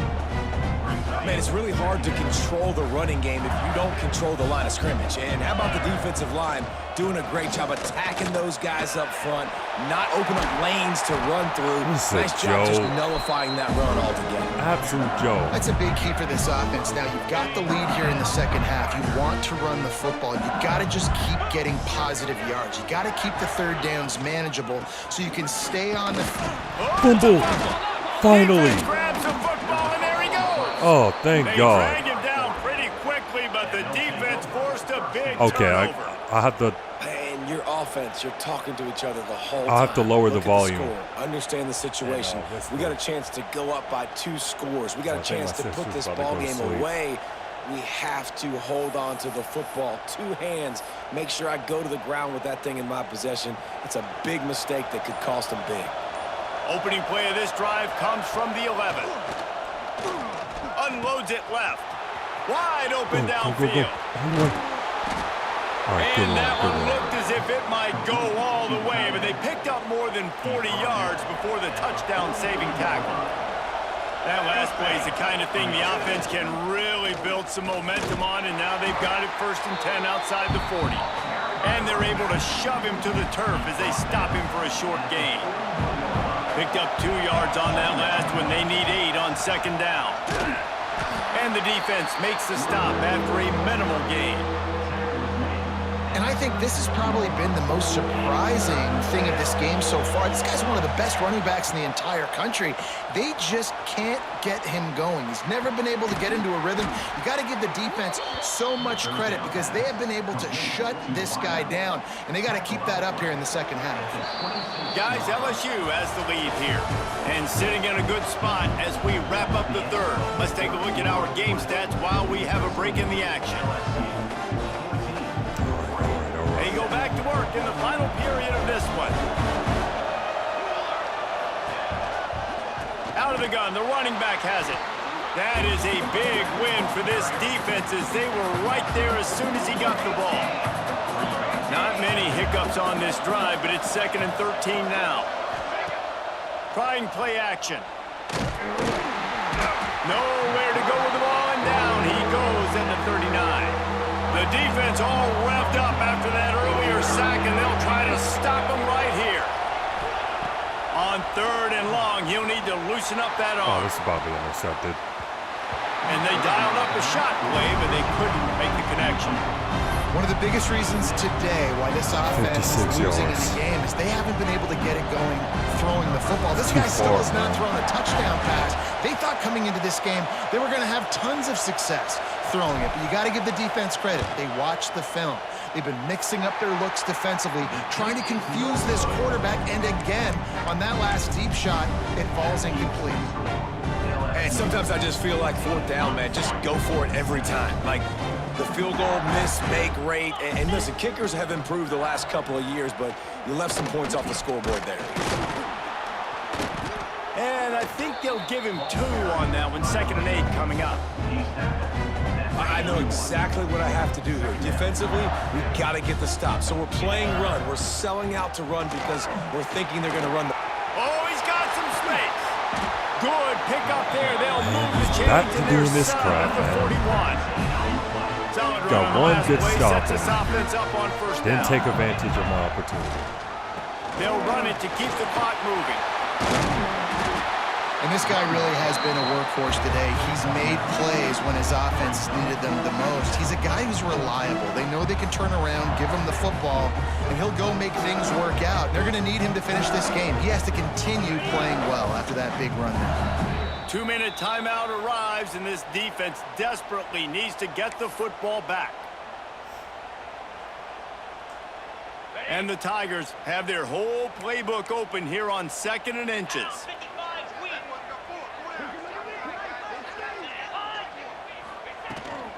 From the gun, the ground game. Well, you got to think in his mind right now, ball security is at a premium, right? He's had a problem with that earlier in this game, but with the lead now late in the game, yards aren't as important as taking care of the football. And I think he's doing a better job of that now late. Quarterback quick pass to the receiver. And he's brought down after a nice gain. And these touch passes, it's so hard because there's always action off of it, right? If I fake this pass and I can run it up the gut or I can throw it and they just spread me out and make me defend so many things, and you can tell they got on the edge quickly, got the big first down. Fumble there. He stopped at the 14-yard line, and they'll stay on the attack from there. On 2nd down, let's see if they go right back to the run and put this game on ice. Pulls and fires complete to the right. Goes out of bounds on the way, and he's got him set up 1st and goal. And obviously, getting the completion, it's a killer. They get a new set of downs. You got to find a way to make a play now. The saving grace, I guess, Jesse, is he ran out of bounds and stopped the clock, so at least the clock isn't running. Yeah, David, it's just a situation right now. Defensively, I think you just got to take more chances, right? You may have to blitz, you may have to sell out. You might risk giving up a big play, but it's just so critical at this juncture of the game that you're able to retake possession and give yourself a chance to win. Can the defense stop them again on 2nd and goal? Going for 6. And he's got it for the touchdown, and that one just might do it. Yep, that's it. Well, they get the touchdown when they needed it most. That score now makes it a 2-possession game, and guys, with just seconds to go on the game clock, this thing is all but over. Kickoff unit is out there again, and this crowd is feeling themselves after that last drive. And no chance at a return here. They'll start this drive at their own 25. They'll put this one in play. First snap of the drive from the 25. Moore will throw. He's taking a deep shot. Oh, he dropped it. That deep ball was right on the money. You just have to make that catch. Plenty of distance between them and the sticks here on second down. Looking to fire. He wants a big play here late. And it's incomplete after taking a shot on second down. They're staring at third. And you just got to know the situation of the game, obviously. After that incompletion, now setting up third down. You've still got timeouts. You can attack them. He's going for a big play downfield. He can't find his man, and the clock stops with 6 seconds left. They'll use the timeout. 6 seconds left on the clock. And I understand the logic by the offense here. Obviously, you're down in this game. You're trying to claw back into it. Why not take a shot? Why not be aggressive in that time? They just can't come up with a completion. After this, it'll be a wrap. On the direct snap, it's Whittington. Shoots it to the left. Oh, he dropped it. He just lost his concentration. Oh, man, I got to work on my defense. I have to work on it. But I don't know how to get better.